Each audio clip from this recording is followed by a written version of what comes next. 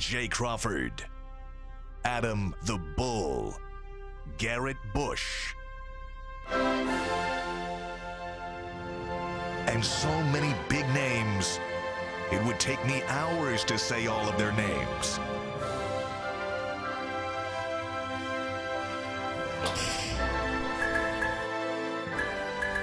The ultimate Cleveland sports show. Booyah. All right, here we are. It's a Thursday. Adam the Bull, G. Bush, and Weekend at Bernie's over here. Here we go. I'm on vacation in 2 hours and 6 minutes. I thought you was starting early. I thought you was hungover. I was like, dang, he hungover before the vacation? Yeah. Hey, now Siri is now counting down 2 hours and 6 minutes. He's counting down. I'll let that one go. That's right. We're going to the beach when the show's over. So this is the big beach. What beach? East Coast, West Coast? Jersey Shore. We're going to Jersey Shore. Okay. Long weekend. I'll be back. We'll be back late Sunday night. So I brought my Hawaiian shirt to celebrate. Do you like the beach? I hate the beach. I hate the beach, but my family loves the beach. Kids love it. Women love the beach. Most guys don't love the beach. The first day, I normally get third-degree burns everywhere, and then I spend the rest of the trip underneath the umbrella with the shirt on. Like, that's my vacation. Yeah, I ain't doing that. I'm going to Florida for 9 days, late February, early March. I booked it way out early. 9 days, you got you some Florida? And I'm not going to the beach once, I don't think. Okay. That's criminal. I'm not going to lie, Bull. That's bad. I'm going to have a pool. I'm going to get an Airbnb. We're going to have a pool. We're going to have a hot tub. And listen, maybe in the beach in the morning. What part of Florida? What part? We're flying into Tampa, but we haven't picked the place we're staying yet. We may stay in Clearwater. We may stay. I don't know where we're going to stay yet. So what I'm going to give you some advice. Before you go, make sure you don't have any literature on you because they're burning books at the border. So make sure you don't have nothing on you. They're getting rid of all stuff. Health magazines. If there's any, and definitely if there's anything that references like last decade or anything in the past. It's out. It's out. All right, so we'll stay away from that. Lot to get to today. You got my nice shiny white legs on. There you go. There you go. I said G's been wearing shorts for 2 weeks. I'm wearing shorts There today. you go. Look, Your legs look a lot different than G's. I know. His legs are less noticeable on TV. Yeah, look at those pearly whites. Hey, I put my sunglasses back on. My goodness. Hey, Bull, don't stare straight at Bull's calves. Do you have a quad muscle? Do you have a quad? Darn right I do. Darn right I do. Adam the Bull. My shorts too short. Somebody get this man a blanket. I can't look at this for the next 2 hours. Oh my God. Boys. My eyes. My eyes. It always baffled me when I would put on the news why everybody was wearing a shirt and tie. It always seemed dumb to me. It always seemed dumb that anybody had to go to a job wear a shirt and tie, or why women force themselves to wear high heels. It can't be comfortable. I don't have no problem with that, though. Well, I know, but that's selfish on our part. Yes, I get it. Women look good with high heels. But I remember being at a Cavs game once, and there was this girl. She's walking down the aisle towards like the floor seats. Mm-hmm. She had just eaten, so she was up to 67 pounds, and she must have been wearing like a foot long heel. Yeah. And she could barely walk. Yeah. And I'm like, this is insane. It's our fault. It's men. We've ruined the world. But dramatic turn for 11:03 on a random Thursday. Did Steve text? I was a minute late on the over/under for when Steve was going to text us about your legs. It came at 11:03. Yeah. The over/under was 11:02. Was it just a gif of him This is a dry sports heaving? show. What makes this show unique is we are totally honest. We don't fit into societal norms. We don't fit into TV or radio norms. We do our thing. And when you sit, this show's supposed to be about sitting in a bar or sitting in your man cave with your buddies and chatting about sports. And when you do that, you don't wear a shirt and tie. You don't wear pants in the summer. You can walk around naked if you want. Unless tomorrow, Jason's coming in naked. That's it. Unless you have an outfit competition with one of your fellow castmates. Tyvus came in here looking like Tupac last year. That was crazy. But yeah, man, it's what it is, Let's bro. go. If anybody doesn't like it, it's tough. By the way, I didn't really watch. I was listening to it in my car. Your behind the glass podcast yesterday. I was driving, and so I had it. The only annoying thing about YouTube is that if you're listening to it in the car, you have to have the app open. Yeah, you can't close it and still listen. It's a Right. pain in the ass. I don't know why that happens. Yeah. But I was listening to it, so I wasn't actually watching, except when I saw Anthony's giant headphones for a second. But Earl, I know we're going to talk about Perrion Winfrey for a minute, in a little bit, in terms of what this means going forward in the position. But I just wanted to say, I thought Earl was really great when he was talking about his anger problems and kind of relating a little bit to what went on with Perrion Winfrey. But you got to find that stopping point. And as someone like Earl who has anger issues, mine are mostly controlled. I know that sounds ridiculous to say it's mostly controlled, because I get angry a lot. But the extent I take it to, I mean, when I was a teenager, when I was in my early 20s, like Perrion Winfrey is, I was quick to get into a fight. I got into a lot of fights when I was young, and some of them were over nothing, stupid reasons, as teenagers do. Now, I don't know if that's happening as much these days, because it seems like when there's an incident between teenagers these days, guns come out. And when I was a kid, that that wasn't came happening. out. Yeah, it was you beat the crap out of each other, and then You went home. You went home, and that was that. You put a bag of peas on your eye, and you lived to fight another day. But I was very much relating to what Earl was saying, but it also made me think that we have to realize sometimes, and I'm not apologizing for him at all. With Perrion Winfrey, putting your hands on a woman is never okay. Never. End of conversation. It's never okay to put your hands on a woman. I will say that it's easy for us to say, especially me, who's now 52 years old, and outside of no offense, Director Steve, I'm the oldest one here. It's easy for me to say, well, you got to learn to control that temper. Well, that took me a long time. When I was I never put my hands on a woman in my life, but when I was Perrion Winfrey's age, I could see somebody saying something stupid to me and me wanting to fight. Now, again, I knew enough even then to not put my hands on a woman, but I would have gotten into a stupid fight like that if that were a man saying something like that to me when I was 22 that I wouldn't get into now at 52. So we all learn over time. Hopefully for his sake, he'll grow up, because he may have thrown his whole career down the toilet. Yeah, I think. And, I come out on the human side a lot of times. I try to be advocates for younger players. This is why, you need some sort of structure. You need, there has to be something that the league and some people can do, because they're not, it's not sinking in for them. I think they do something where they just kind of say, okay, there's some people out there that may not like you. You may get into some trouble. But they got to do something more than the symposium or whatever the case may be, showing these dudes, look, man, when you get in here, you are different. They have to preach that. You are different. You are different from everybody else. Like, you're different from your family now. You're different from, this is the highest part. Like, the NFL is so popular that players are more popular than politicians, than clergy, than police. Like, you are the top of the food chain.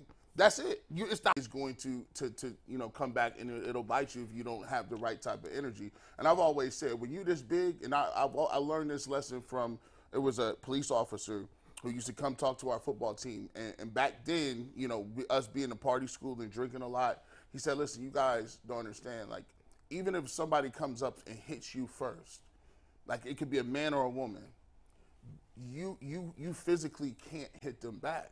He's like, because you're going to go to the court of law and say, look, man, that guy, they'll use it against you. He runs a 4.6. If he wanted to get away from that guy, he could just run.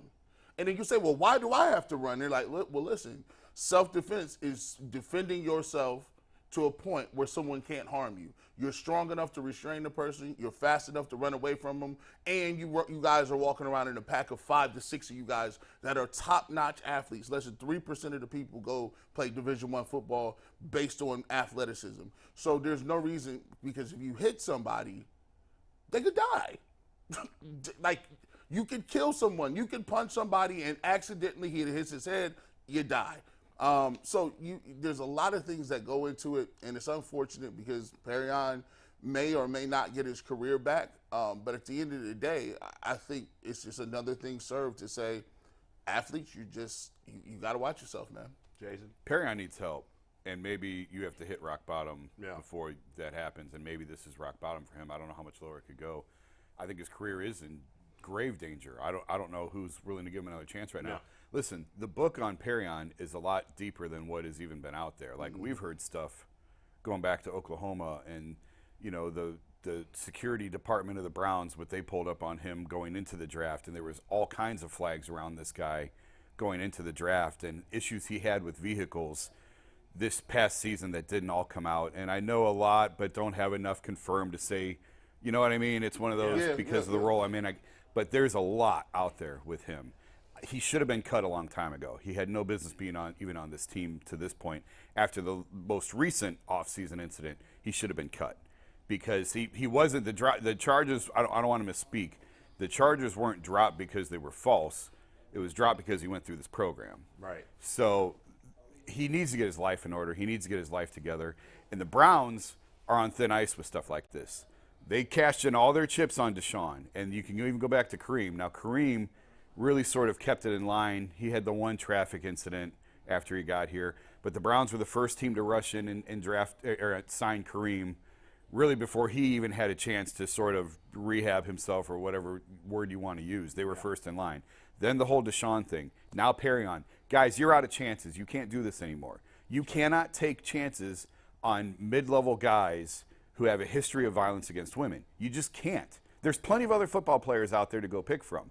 The Browns are out of chances as far as I'm concerned. Yeah. They've used all their chips now. Right. So it's time, and he should have been gone already. I hope he gets his life together. I hope he finds counseling. He needs it. Clearly he needs it. It's just there's just too much smoke around this guy. And it's a shame because, I mean, go back to draft night. Everybody loved him because he seemed like such a great, entertaining personality. And there is some talent there, but not enough to put up with all this. No. And the bottom line, though, on Perrion, before we move on, is, as anybody knows, if you have an anger issue, as Earl and I do, or Perrion does, or if you have an addiction issue, you can't – it's one thing to say he needs help. You have to want to help yourself. Absolutely. If you don't want to help yourself, if you don't acknowledge that you have a problem, then nobody can help you. And That's it. And how many times have people gone out of their way to clean up his mess because of who he is, because he was a top football player at Oklahoma, because he played on the Browns. Someone has always cleaned up his mess for him. But those days are over now. It's time to clean up your own mess, Perrion. That's it's time. If he wants to get another shot in the league or a life, then he's got to clean up he's got to want to get help. Yes. He's got to want to change his life. Now, he's out of the mix for the Browns. So we're going to stick with this here, and we'll get to the GM conversation after. Yesterday I mentioned, well, maybe the Browns would dip their toe in the veteran defensive tackle waters once again. They did, obviously, this offseason by signing Dalvin Tomlinson. They also brought in Maurice Hurst from San Francisco. Tristan Hill from the Cowboys. Right. I mentioned Ndamukong Suh yesterday. Both you and Tyvus made the point you think he will probably not want to sign until camp's over. He's had that, he's done that the last few years. There are some other veteran names. Ioannidis was like a Pro Bowler as recently as 2021. I was campaigning for the Browns to sign Ioannidis at the start of free agency. Yeah. And he has indicated he doesn't want to come into any team until at least midway through camp. Yeah, and maybe all those guys feel that way. Listen, Perrion Winfrey wasn't a lock to make the roster, so I don't think the Browns have to bring in another defensive tackle.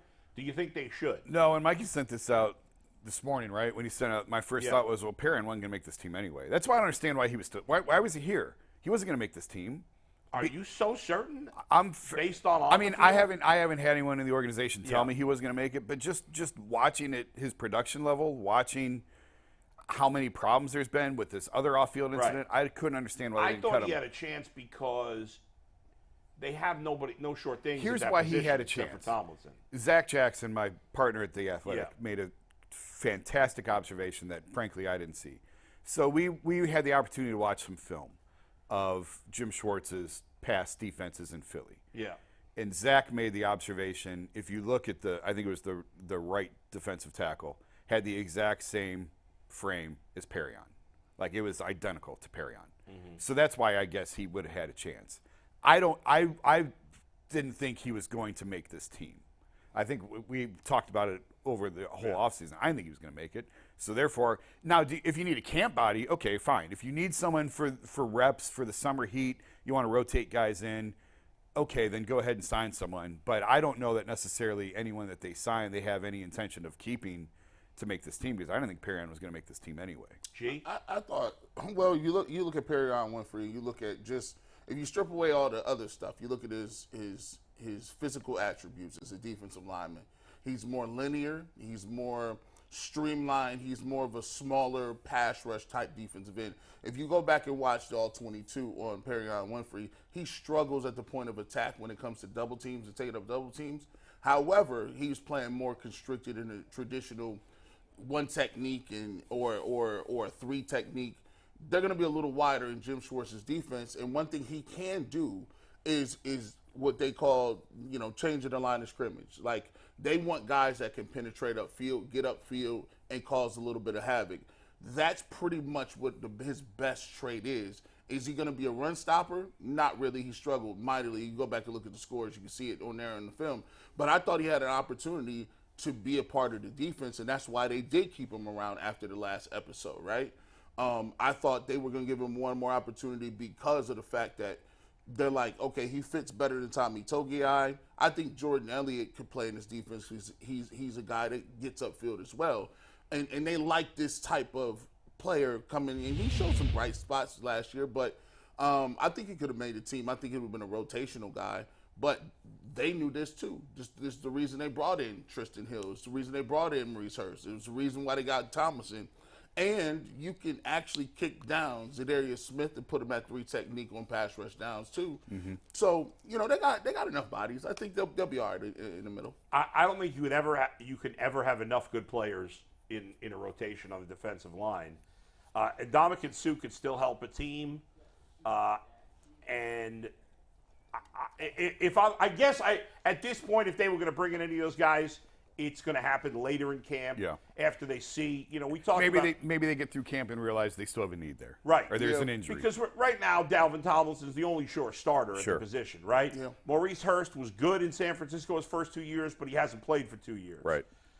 Hill is, more of a backup type player. Togiai, I think we all agree that guy's probably going to get cut. Dillard's. Yeah, he's out. Yeah, he's gone. So, is this the year, as G says, maybe Jordan Elliott fits Schwartz's system, and maybe Elliott finally has a decent year. He's been mostly a non-factor in his years here in Cleveland. So, by the way, finding a defensive tackle, is hard. Yeah, that is hard. Yeah. When you talk about hit or miss. Man, it's hard. You can draft a guy top 5, top 10. You can draft him in the 6th round. It is so hard to predict whether or not these guys are going to come in and be anything. It's just tough. I was reading a column. I actually read 2 columns in The Athletic this morning. I read Zach Meisel's column this morning about the trade deadline, and I read the AFC North Whip-Around column. Mm-hmm. And in the AFC North Whip-Around column in The Athletic that came out this morning, each of the 4 beat reporters for the AFC North was asked the question, who is the most important player?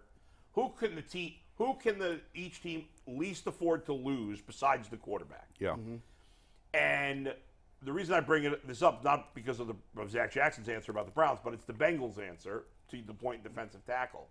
That the Bengals beat reporter, what can I think of who it is right now? Paul Daner? Yeah. Is that the guy? Yeah. He mentioned DJ Reader, who is the Bengals. They run a 4-3, but he's their key guy at defensive tackle. And he made the point that, and we've seen this. I've seen it. Like, if you're not watching the Bengals regularly, you're not going to notice. Right. We notice the Browns' defensive tackles because we watch them all the time, and I watch the Bengals all the time. Right. But I don't know the defensive tackles that well, besides Aaron Donald on any other team, because I'm not watching them carefully. Cam Hayward. Cam Hayward. Yeah. But he made the point. Because you wouldn't think that a defensive tackle would be the most important guy besides the quarterback or the guy that would hurt the team the most. But if you've looked at the Bengals the last 3 years, when DJ Reader has played, their defense has been borderline excellent. When he's not played, they've been average to below average. Yeah. That's a big difference because he takes up 2 guys on that line, and that's what you're hoping with Tomlinson with the Browns. Go ahead, I Mike. actually disagree with you guys on this one. I think they do need to bring in another body, and to your point, outside of Tomlinson, I don't trust anyone else in that defensive tackle room. But I'm not sure that the guys in free agency at this point are all that good things either. And I'm not saying anyone's a surefire lock. Right. But I want as many guys in there who I think could potentially be that second, third, fourth guy to weed out whoever I know for sure isn't. And I know that's, icing on the cake, maybe an extra over-the-top luxury to have. But Mo Hurst hasn't been healthy long enough. Tristan Hill hasn't been healthy long enough. Jordan Elliott hasn't been good long enough. Toki is who knows? Hasn't been good at all. Siaki Ika is a rookie who's never played in the NFL, and he's going to have an adjustment going from the Big 12 at Baylor to the NFL. I just don't feel confident in that group outside of Tomlinson that they have a guy that you can count on. I don't Maybe not disagree week with in, you. week out, but for at least 70% of the season to be there as a stalwart. God forbid Tomlinson goes down. I would bring someone in, especially a veteran, considering how young the rest of that room is. I don't disagree with most of what you just said, but did you really have that much confidence in Perrion Winfrey?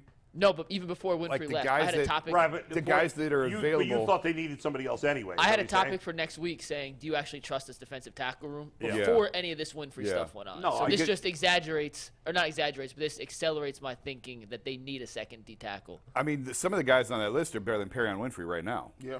Right. So why weren't they here anyway? That's what I'm saying. I don't know that cutting Winfrey really has that much of a change because those guys were already I think better. Mike's so point is he already thought they needed it. yeah.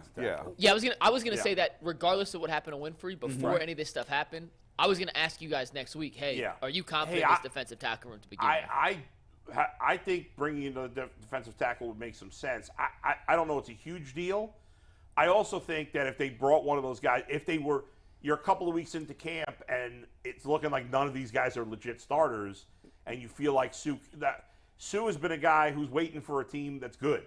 Yeah. And we don't know that the Browns are going He to be didn't get good. signed till October. No. Right. Like that's what he did last Now year. some of these other guys on there, I don't know how good they are at this point. Right. And also, I think when you're doing team building exercises, at some point, the GM and the scouting department has to hit on guys. Like, you can't just have free agents. Like, as much as we would like to, like somebody that you drafted, whether it's Ika, whether it's Tommy Togiai, whether Eventually it's Jordan gotta Elliott, hit. somebody got to do something. Otherwise, you got to lose your job. Speaking of which, If you're go ahead. signing starting free agents, it's because you blew the draft. That's right. So, Speaking of which, That brings us right into our next topic. That's That was right. G. Bush. Sometimes you have the best transitions Look at that. unintentionally. Look at that. sometimes. You want to set it up? You want me to set it up? I will set it up. So Mike asked us this question. I don't know where this came from out of the blue. I feel like we have talked about this in the past. Well, we did the owners last week, and then on Monday it got brought up briefly. Oh, yeah, right. Oh, How yeah, we the did. owners relate to the GMs. Yeah, but with so- Jason here, and Jason knows all Yeah. three, and probably knows them better. He goes out than to the eat rest with all us. of them, right? Yeah, There oh, was definitely. that. There was that. What's that? I have actually had a meal with one of the Cleveland GMs. Have you? You Intentionally? Yes. Have I had a When meal? I first moved to Cleveland, With any- Mike Chernoff invited me to lunch. Oh wow. We had lunch. Now I can't get a text back when I text him. But he did invite me, look, because I knew his dad, because his dad was my boss in New York. You had a bad first date. Oh. And we had lunch. Ghosted. Now he ghosted you. We had a very nice time. We had a very nice lunch at a place on East 4th. Actually, I don't think I've had a meal with any of the current guys. See, there you go. So I'm ahead of Jason on that. Here you are. They You don't, got me. even, they don't even know who the hell I am. What you talking about? Yeah, they do. Yeah, they're like, And for "Oh." the sake of this Yeah. conversation, just before people in the YouTube chat tell us, well, Kobe Altman's not technically the GM; he's the basketball. And I mentioned Mike president Chernoff, who operations. is the GM, but but Chris Antonetti's Chris there. Antonetti. So yes, we understand they're not technically the GM, but Right. in this discussion, who is the best decision maker of the operations of said team? So for this discussion, we're talking about Andrew Berry, Kobe Altman, and Chris Antonetti. Yeah, the answer, I don't even know why this is a debate. There's no debate. It's obviously Chris Antonetti. Now, the only thing you could debate is who's done a better job over the last year. Yeah. Well, then I could say Kobe Altman. Yeah. That's probably done. been the best over the last year. But if you look at their entire body of work, I don't know. Guardians went to the playoffs last year and won a round. Cavs got bounced, won one playoff game. Right, but I would say he's done a better job of roster building in the last year. I know what you're saying. Than the Guardians have. However, body of work, I don't even know how there's a discussion here. Yeah. Chris Antonetti / Mike Chernoff, their body of work is overall, considering the limitations they have and the disadvantages they have that the other teams in the city don't have. Yeah.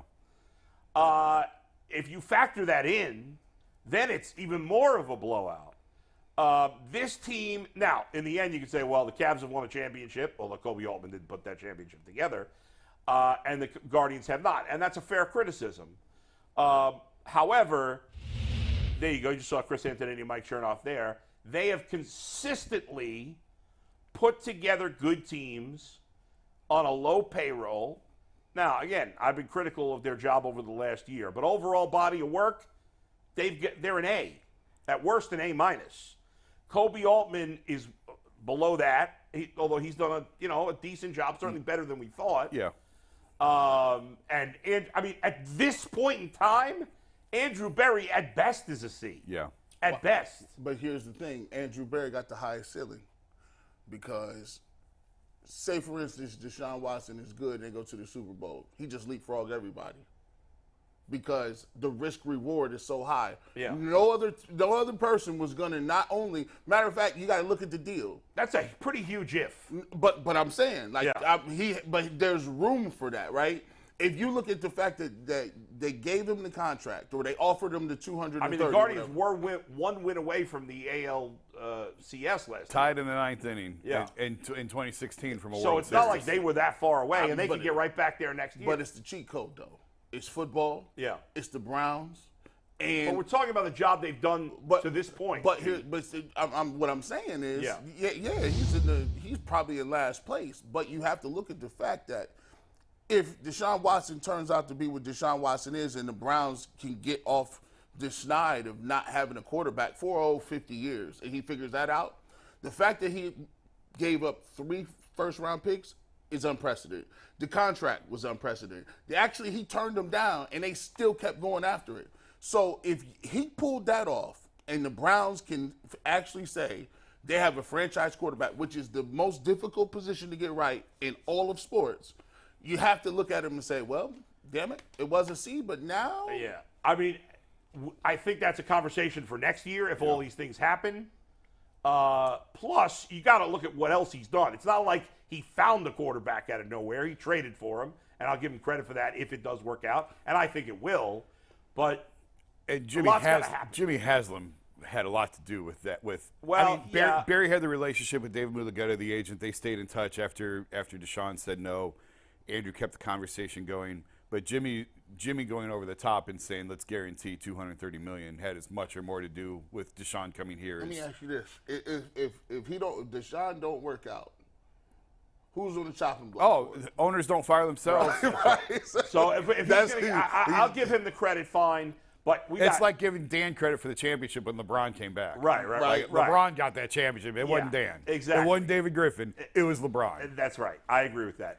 So are you saying Andrew Berry is number one? No. Are you saying he could be by next year? No, I'm saying he could be like he turn around. But right now, how do you rank them? Right now, I give it to it's a tough one. I'm gonna actually go with I'm gonna actually do a topsy turvy. I didn't think I was gonna say this, but I like what Kobe Altman has done to a certain extent. You just like who he drafted 49th. Hey, well, that's. I ain't saying his name again. He brought him up. I brought him up, but I ain't saying his name. No, actually, besides that, I think, besides the Summer League stuff, I thought that, first of all, he got Donovan Mitchell, right? Now, granted, it looked like that could be a little bit too early, right? I like the fact that he did go after it. You don't get a guy like Donovan Mitchell that comes around every other day. And for better or worse, the Cavs didn't perform like they wanted to, but he put the Cavs on the map to a certain extent. The Cavs were just a nice, feel-good team. And then they got expectations. Now, to get expectations, you got to have ball players. And he did that. I'll give him credit. He drafted Evan Mobley. Give him credit. Darius Garland did not look like he was a max player for a while. When it was either him or Colin Sexton, they stuck by and said Darius Garland is actually that dude, and he's blossomed. So they've done some nice things, and I like how, to this point, I like how he answered, because we gave him a lot of help. We said, Jerry Allen, we were dealing with that.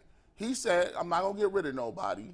And then what I liked was the fact that he went out and just addressed what he needed. He went out and got shooters. You may not like the names on them. You may not like what it is, but I think that he's done a good job of trying to transform his middling team, young team, exciting team into a contender in a very closed space, right? So I like what he's done, but it's very small. It's very small. So you got him 1. I got him. Guardians 2. As today, Guardians 2. Browns 3. Jason. The answer is Antonetti. In course of the long whole body and in of fairness, work, he's had a longer time than the other guys. Here's where Kobe could catch him. And I've said for years the Guardians are the best run team in town, and it's not even close. Here's where Kobe can catch him. The Cavs have the best the Cavs have the best situation right now for a general manager or for a decision maker, because you have all of Dan's money and none of his influence. And that's never been the case before. The money always came with strings attached. Same with the Browns. You've got a crazy man in charge. Right. And both Independence and in Berea, where you've got all this money, but you've got someone behind it saying, we want to do this. No, we're going to go. No, let's go do this. No. And that's gone now, at least for the Cavs. So Kobe actually has the best position that any Cavs GM has had since Dan bought the team, because you really don't have the day-to-day interference from ownership that you had, that Danny Ferry dealt with, that Chris Grant dealt with, that David Griffin dealt with. That's all gone. Yet you still have the aggressive nature of wanting to spend and wanting to go for it. And Kobe's done a nice job of hitting on his picks. Like, they've hit. They hit on Colin Sexton. Now, I don't like the way that they used him, and I thought they tried to build him into something that he wasn't, and that's a whole other thing. It doesn't matter anymore. But the fact is, they had an 8th overall pick, and they drafted a guy who can play in the NBA for a long time. Darius Garland, they hit on the pick. Okoro, I didn't like that one. I don't know how you take a guy that high who can't shoot. But the Jared Allen trade, they nailed. He's aggressive with Donovan Mitchell. Like, he's incredibly aggressive. I like that. And I think he's certainly done a better job than I thought. When he first got the job, I thought, this is like, he's not ready. Right. This is a disaster. He's grown into the role. He made mistakes early, learned from those mistakes. And it's a well-run team now. The Cavs are a well-run team with a ton of money behind them and not a lot of influence from ownership. It's a perfect scenario for a guy in his position. The Guardians are still number 1, though, just because of what they've been able to do with the limitations that they've had from payroll. Again, another organization with a ton of stability and no spending. Well, that's not the Cavs' issue now. The Cavs actually have stability and spending. And the Browns are 3rd just until we see otherwise. They just have to be 3rd. And I will say this. I'm anxious to see on one track how Kobe Altman handles Donovan Mitchell. I want to see how that because, look, I look at Shane Bieber. I don't know. The Guardians haven't really done that. I think the Guardians would take a couple hits about the way they've kind of dangled him, and now he's hurt. You got pieces and parts that you have to – see, the Guardians have to hit on those things. The Cavs really necessarily don't, because the Cavs have actually developed to a certain point where they do have pieces. If they wanted to get crazy, they could just say, well, we'll reset it and go trade Mobley for somebody, or we could trade Garland for somebody, or at least they have. Well, the Guardians have. I mean, the Guardians have 3 young pitchers they could trade and get a lot for, but they don't want to trade those guys. That's the conundrum with the Guardians. They seemingly have all the pieces and parts, but they're stingy with them. They seemingly have a lot of different, things that they can do and push and market pools and get some, but they haven't. For me, they haven't solidified that one thing. Just go get just one time for me. Just one time, do it for me. Package up a few of these guys and get me a name. Yeah, well, they've blown that certainly in the last year and change, and this offseason is going to be interesting because they're going to trade Bieber this offseason. They may trade Savant. There's not much they can do at the trade deadline. No. Well, they don't have much to trade. They could buy, but they have to buy guys with multiple years of control. They're not buying a rental at this point. But who are they giving up to buy? I mean, they've got plenty. I mean, we've had the conversation. I know, but some of those guys have lost some steam. Sure, but I mean, Jackenzie Noel, George Valera, like there's plenty of other guys whose value hasn't been tarnished. Right. That now would be the time to trade them. It's just a matter of what you can get back because you need a guy with multiple years of control. You're not trading for a guy right now whose contract is up at the end of the year. Right. And that complicates things. That's true. Mike? I think there's a case to be made for Altman, for Antonetti. I think, as G eloquently put, Berry may have the highest ceiling if this Watson thing pans out, but at the moment, I think it's too early to crown him There's over no the case other for two. Andrew Berry. I know some of our fans. No, that's what I'm saying, but I think the live in ceiling's La there. La Land, but there's no case for Andrew Berry at the moment. Speaking of fans, you want to hear what they had to say? Sure. And whenever we bring you conversations from the chat, it's brought to us by our dear friends at PCC Airfoils. If you're looking for a job with career advancement and great benefits, well, PCC Airfoils is a leading manufacturer in Northeast Ohio. All locations of PCC Airfoils in Eastlake, Menor, Wickliffe, and Minerva are hiring for all positions starting at $18 and up, plus full benefit packages, paid time off, and a signing bonus. You can apply online at precast.com/careers to learn more. And before we get to those answers, we have a jingle from our dear friend Eddie. Steve, Nice. take it away. And I need you more tonight, and I need you more than ever, because you always treat me right, and no one does it better. You make all my days bright. Nothing I can say, PCC into the night. Again.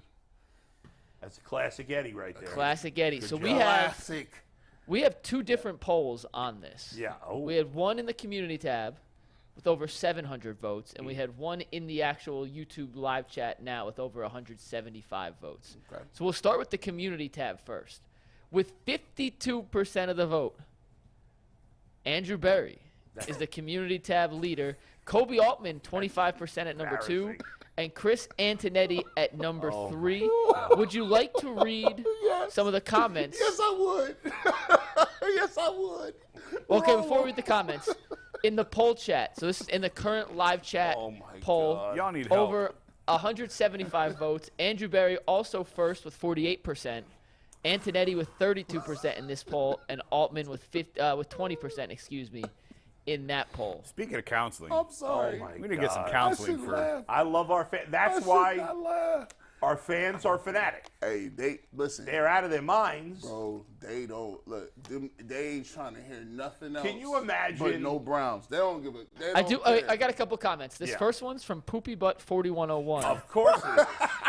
Poopy Butt 4101. No, listen. He sums this up perfectly. Yeah.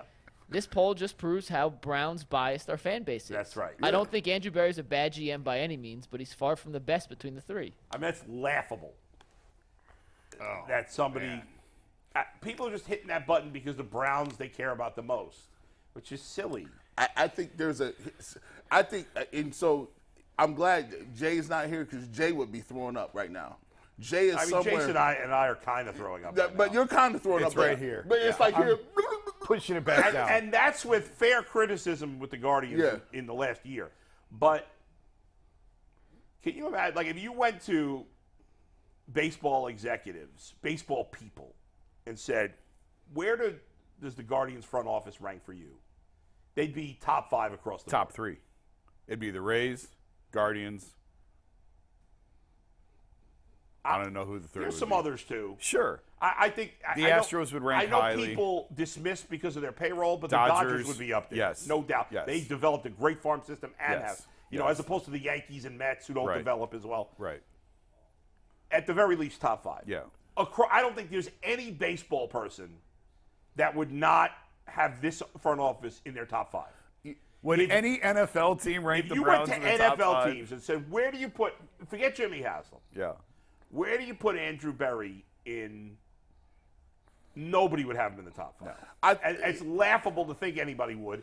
At best, he'd get middle of the pack. Yeah. At best. Sometimes when we get up here, I think we sound like political commentary, people, because the poll will come out, and polls will come out, and it'll just tell you the exact opposite of what you believe and think, and it just gives you insight into what regular people think about it. I mean, that's almost roughly 1,000 people, right? Yeah.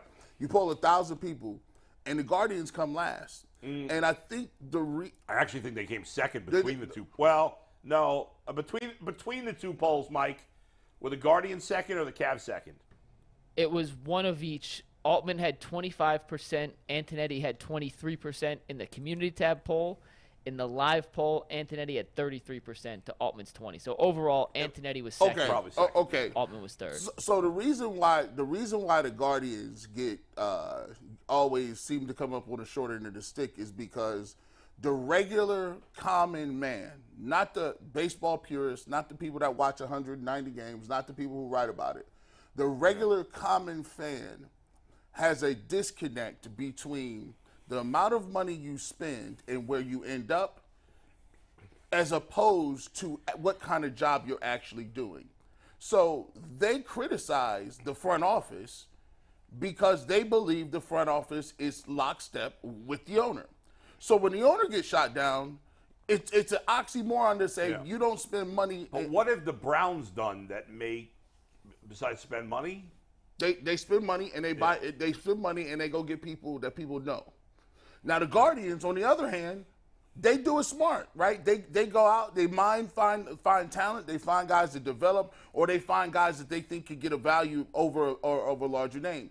But for the Browns, just going back to the common person, when you say Andrew Berry, you say Amari Cooper, well, we know who he is. He played for the Cowboys. You say, oh, Deshaun Watson. Oh, we all know who Deshaun Watson is. We know him.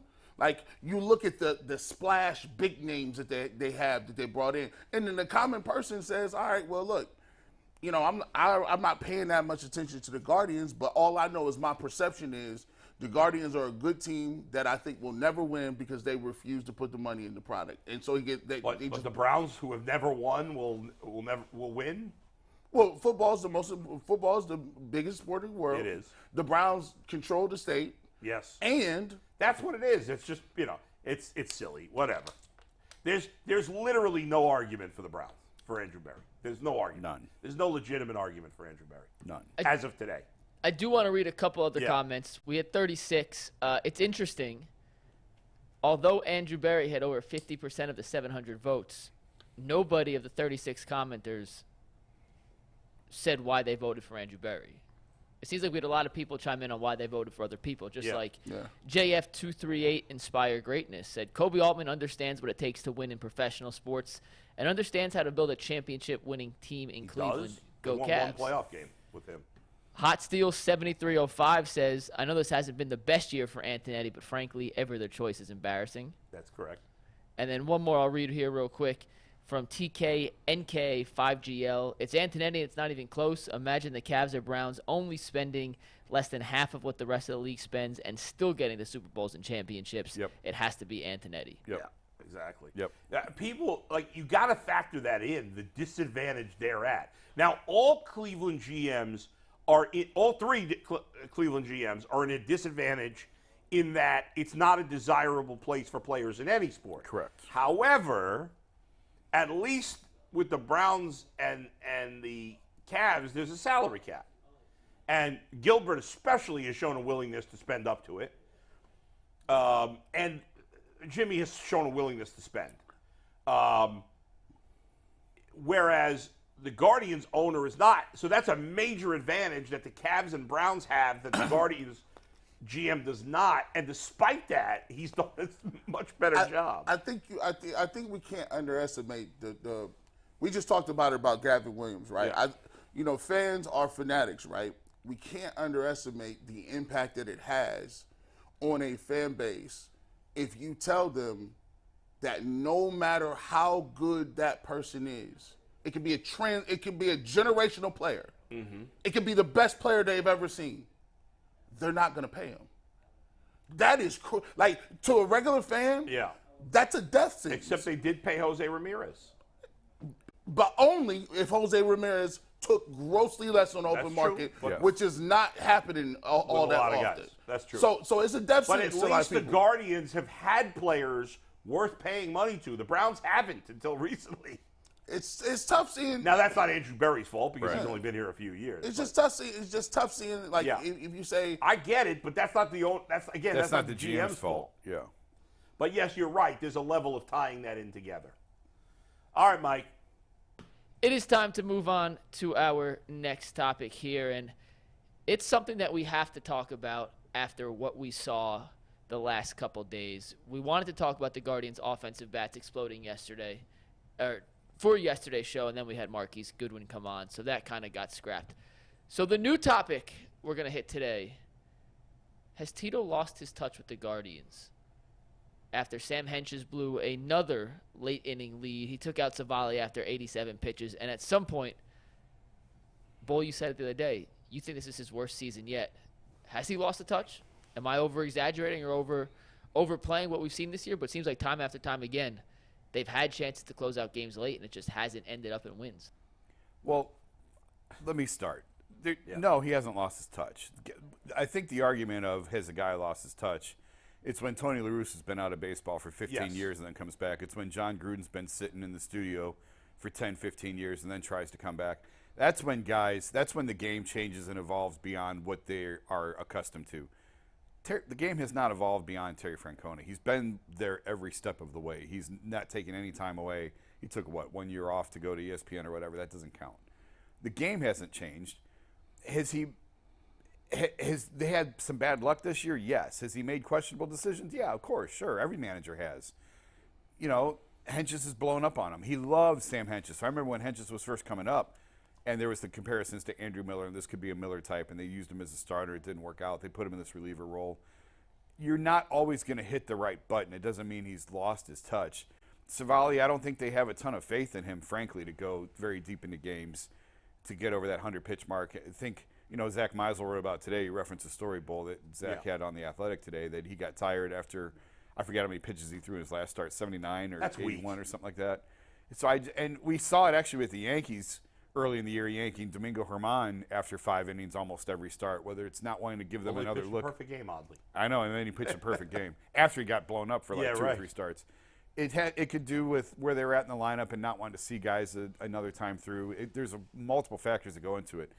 I don't think Tito's lost his touch at all. He's a Hall of Fame manager. He hasn't taken any time away from the game. He has kept up. For being an old school manager, I think Tito has sort of integrated more of the advanced analytics, and he's embraced that more than a lot of the old school guys have. I think he's just fine. It's just one of those years. I will say this about Tito. I agree with Jason that I don't think the game has passed him by. However, he's not had a particularly good first half. Managers can go into slumps too. Managers can you're making the bad decisions, whatever, it happens. I think there's a couple of things here. As great a manager as Tito is and has always been and is absolutely a Hall of Famer. He's been a magnificent manager across the board. Anybody in the game will tell you that. Any player that's played for him loves him. His in-game managing has never been the strength of his being a manager.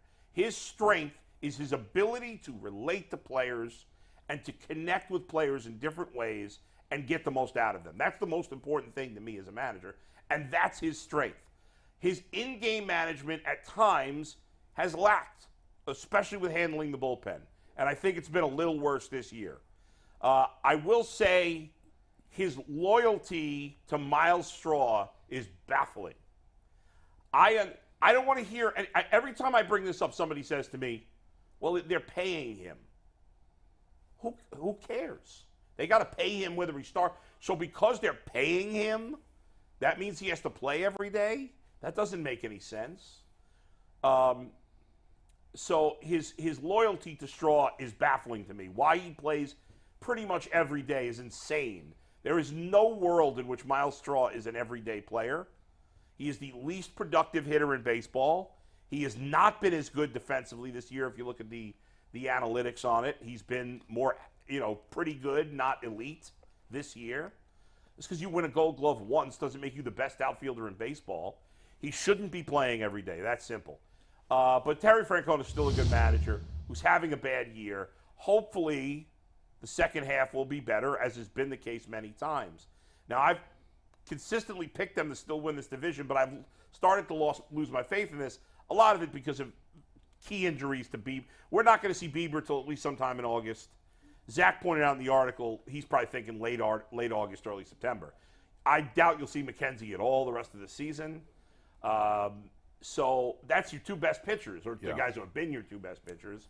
So it's to me, the Guardians are in a tough spot because they're in a crappy division, so they're not out of it. I don't think they have much of a realistic chance to win in the postseason. However, as Zach pointed out, it's a big if, Bieber and McKenzie were healthy and pitching well, and they did make the playoffs, they would have a good enough pitching staff to compete.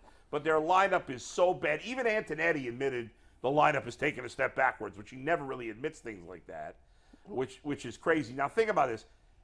Josh Naylor, 75 ribbies is insane. Even Jose Ramirez is not on pace for 100 ribbies. Oh, no. Right. He had it down here, too. Yeah. Now, let's give Josh Bell a little credit. He's played better here. And if you look at his numbers right now, they're not terrible. If he could play against his former team 162 games, he'd be an all-star. Because he hammered the Pirates and he hammered the Nationals. Yeah. Well, Listen, I'm so done with Josh. I'm just done with him. he hasn't been that awful. I'm done with him. He has been better. $16.5 million. I'm not saying he's worth the money. I'm saying he's been a little better. I wish they could get rid of him. I'd be happy. It's not good enough. But he's not been. He's been better. There's two things that baffle me, and I need to figure out what it is. Because it seems like anybody that I ask, they take turns kicking back and forth between these two different bodies, entities. Whose decision is it that Miles Straw is playing every day? Who does that come down to? Okay. That's Tito. Yeah. Whose decision is it that Oscar Gonzalez he got 25 games and that was it? That's the front office. I mean, I think if Tito really wanted Oscar up, he'd be up. I agree with that. Right. So my thing is that's a huge problem for me because the Guardians operate in a way where they seem to be rational adults in the room, but there's some certain things where they go way to the end of the road, like boys to men, like with these guys, and it's already it's with written. Oscar Gonzalez, here's what I don't understand. Again, I'll reference Zach's very excellent article in The Athletic, where he talked about Gonzalez. He said Gonzalez will be up soon. There's still complaints in the organization that he's undisciplined at the plate. If the Guardians lineup was full of good hitters, I could understand that argument. And Zach points out, well, Josh Naylor was much less disciplined earlier in his career, and the reason he has blossomed this year is because he's become more disciplined at the plate. Well, Josh Naylor's in like his 5th, 6th season. Yeah. Why does Oscar Gonzalez has been on fire at AAA? In particular, he's been killing lefties. Yeah. And there is zero reason not to have him in the majors when you have zero production from your outfield. It's insane.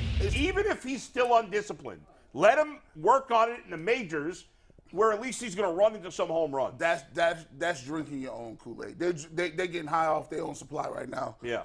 Because you don't have the luxury of saying, plate discipline. That's something you work. Listen, at that level, you're losing games 2-1, and we talk about the bullpen all the time. The bullpen's having a tough year. How would you like to have your job always come down to you coming in the game and it's like 2 people on and you got to get people out? The Guardians almost as an organization seem like runs are bad.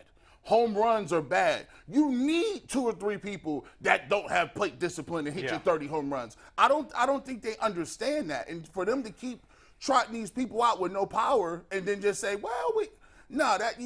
you're reading into the analytics way too much if you start to say people in the organization are upset. And if Tito, if he's the guy, at some point he said, hold on, this is the reason I'm Tito and I'm the Hall of Famer. You guys go get me some players. Yeah. I'll coach the guys we got. We need to bring them on up. Yeah. And Jason, one other thing, again, in Zach's article, he points out, Antonetti's saying that Freeman and Arias, it's hard for them to play well when they're not well, maybe you should send Arias back to the minors. Maybe Arias should be in the minors and Oscar Gonzalez should be up, and that would create more playing time for Arias at AAA, where he's been miserable in the majors. And it would give a little more playing time to Freeman and move on from Rosario, which he also points out. Well, what's funny is in spring training they were saying they can't carry Freeman and Arias together because there's too much overlap. Well, that's exactly what they're doing now is carrying them together. Yes. So everything they said in spring training, they've now pivoted basically 180 degrees on. Right. But the whole Gonzalez thing, The one he needs to be taking at bats from is Miles Straw, and I don't know. 100%. And I don't know that they're ready to make that. I mean, you have to. It's move. I agree. Listen, Yeah. I said Brennan, Quan, Yes. Straw, which is not going to pick one of them as your center fielder. Go get 2 new corner bats. That's right. At least get Gonzalez and move Brennan to center. Although Yeah. I still would like Quan in center and 2 new corner guys and make Brennan your 4th outfielder. Right. I don't know how this ends with Miles Straw. I don't know how this is going to end. There's a lot of guaranteed money committed to him. I don't know how they're going to get off that, if they even want to get off that. But the move for Gonzalez is to take at bats away from Miles Straw, and I don't know if they're ready to do that. I mean, I know. think about that. That's I know. insane. I know. It's crazy. Oscar Gonzalez, let Gabriel Arias play every day. Ahmed Rosario, who's been much better for the last month, has to be gone. We have to see one of these young guys play every day. I agree. So I think Tyler Freeman's been better than Arias in part-time play. I want to see Tyler Freeman get a crack at playing shortstop every day. So they either need to trade Rosario, which obviously you're not getting, you're getting minimal return, fine. He's going to be gone next year anyway, so you might as well. If you have to, you cut him. I don't care. DFA him, whatever. But they could get something. You would get a single A. Whatever. A lottery ticket. Yeah. They've had some success with those lottery tickets. Trade him for a lottery ticket and put Tyler Freeman there every day. And then I would let Arias go to the minors right now, let him play for a few weeks, build some confidence up, and then bring him back in August, have Freeman play every day, or maybe split time with Arias where at least they're both getting a good amount of at-bats. So let's go here. And this is bullshit that Oscar Gonzalez is in the minors because Miles Straw's got to get at-bats. It's the dumbest thing I ever heard in my life. Is there really – I just popped in my head. We talk about there's always serious pressure on the Browns, right? Yeah. There's pressure down on the Cavs. Do you think that there is ever really any life-changing pressure on the Guardians? I don't. I think they're just they're here, and if they do something, it blips up a little bit. But there's no there's no mob saying Tiki Torch mob saying we're middlings. Amongst the diehard Guardians community, there's some people that are a little frustrated with Tito at this point and think they should move on. I'm not one of those people, but there is some sentiment. Yeah. But there's no pressure. Is there pressure to win or be fired in terms of front office people? No. In Tito? No. They're not going anywhere. Nor should they. No, not really. I'm just saying, do you think that I've never really seen the expectation for them to be, oh, no, you got to go to the World Series. Well, that's because they've always been good. And so when you're always good, I mean, I know he won a Super Bowl earlier in his career, but Mike Tomlin has been mediocre for a long time, right? He hasn't won a playoff game in a lot of years, but a lot of the fans want to fire him in Pittsburgh, but the front office is not going to fire him. They're like, this guy's a really good coach. Why would we fire him? Right. And in baseball in particular, it's frustrating, but the playoffs are a crapshoot. Let's face it.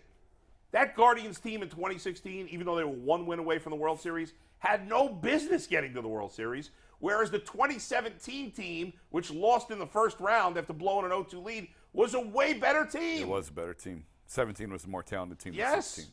The 16 team was held together by duct tape. Corey Kluber and Andrew Miller got and you Allen. Game 7. Cody Allen and did Cody a good Allen. job. Those Cody three Allen. guys, they had nothing else. Yeah. And they got to Game 7 of the World Series with 3 pitchers, essentially. 1 starter and 2 good relievers. 1 reliever was all-world, and 1 other reliever was good. That was it. And so it's a bit of a crapshoot. And, yes, the Guardians have failed in the postseason the last few years, but since these guys have been here, all they've known is winning. The worst record they had was 80-82 in the decade they've been here. So it's hard to say they should have pressure to be fired at this point because of one surprisingly bad year. No, I wouldn't say fired. Yeah. Usually teams that are good, yeah. Let's go back. Philadelphia Eagles under Andy Reid. Yeah. At some point in time, it's like, hey, I know you've been to these championships, these NFC championships, but this year we got to get over the hump. Right. Is there usually you got a honeymoon period of 4 years, 5 years, but soon somebody says, Andy Reid was there a lot more than that. Yeah. Because he was great. And eventually there was time. And maybe eventually there'll be a time with this team, but I don't think we're close to that yet. No. When the pressure comes is when new ownership comes in. Yes, that's right. That's when the pressure gets ratcheted up. That's true. We'll see how they do between now and then. Right. But I think I think at this trade deadline, in the end, I think the Guardians, what are they buying? They can't buy. They have nothing. It's a weird. They may do both, I guess, but I would definitely trade Savali because to me his value will never be higher than it is now, and the pitching market in terms of what's available is thin. I mean, who's out there? Marcus Stroman's having a Cy Young type of season, but he can opt out at the end of this year. So no, and he's pitching better than he should be. Now, so is Savali, and Stroman's better than Savali. Scherzer could be available. Verlander could be available, but I don't know that the Mets are going to sell. Bad as they've been, they're not going to sell. I still think you look at the other bad teams that might sell. Kansas City's got no starting pitching. Oakland's got no starting pitching to trade. St. Louis has got no starting pitching to trade. Like all these teams, all these bad teams don't have any starting pitching. The Cubs have, as I said, Stroman. Now the White Sox depends what the White Sox do. They have some interesting pitchers there. Yep. Who else? The Angels, if they trade Ohtani. By the way, Colin Cowherd. Did you guys all see that thing? I was going to bring that up at the end of this conversation to put a bow tie on baseball. Do you want to get to it now? Yeah, that was bad. Yeah. That was really you want to play bad. the clip or? Yeah, give me a sec. I'll find the clip. Colin Cowherd. I'm not a huge Colin Cowherd fan. I respect him because he's highly successful in the business. He's found a niche. He's not my cup of tea. I don't really care for him, but I respect him. And obviously, again, he's very accomplished. We have the clip. You ready? This is okay. This is him talking about Shohei Ohtani and what the Angels should do. He's really an all-time talent. But the question is, what do the Angels do? Do they trade him and get a bevy of picks back? I would love to do that. That's what I would do. Or do you roll the dice and try to sign him because no GM, and he's really an all-time talent. If you're not a big baseball fan, maybe you don't realize how cringeworthy that is. How do you not have someone on the show say you can't do that? Yeah. Like, how does someone not have a break There's no pedal? draft pick trades in baseball.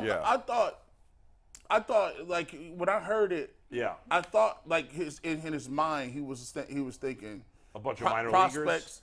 So when you say picks and prospects, like, it's kind of the same thing. I guess he could have like, meant you that. get a bevy of prospects. That's back. giving him a pretty big benefit of the doubt.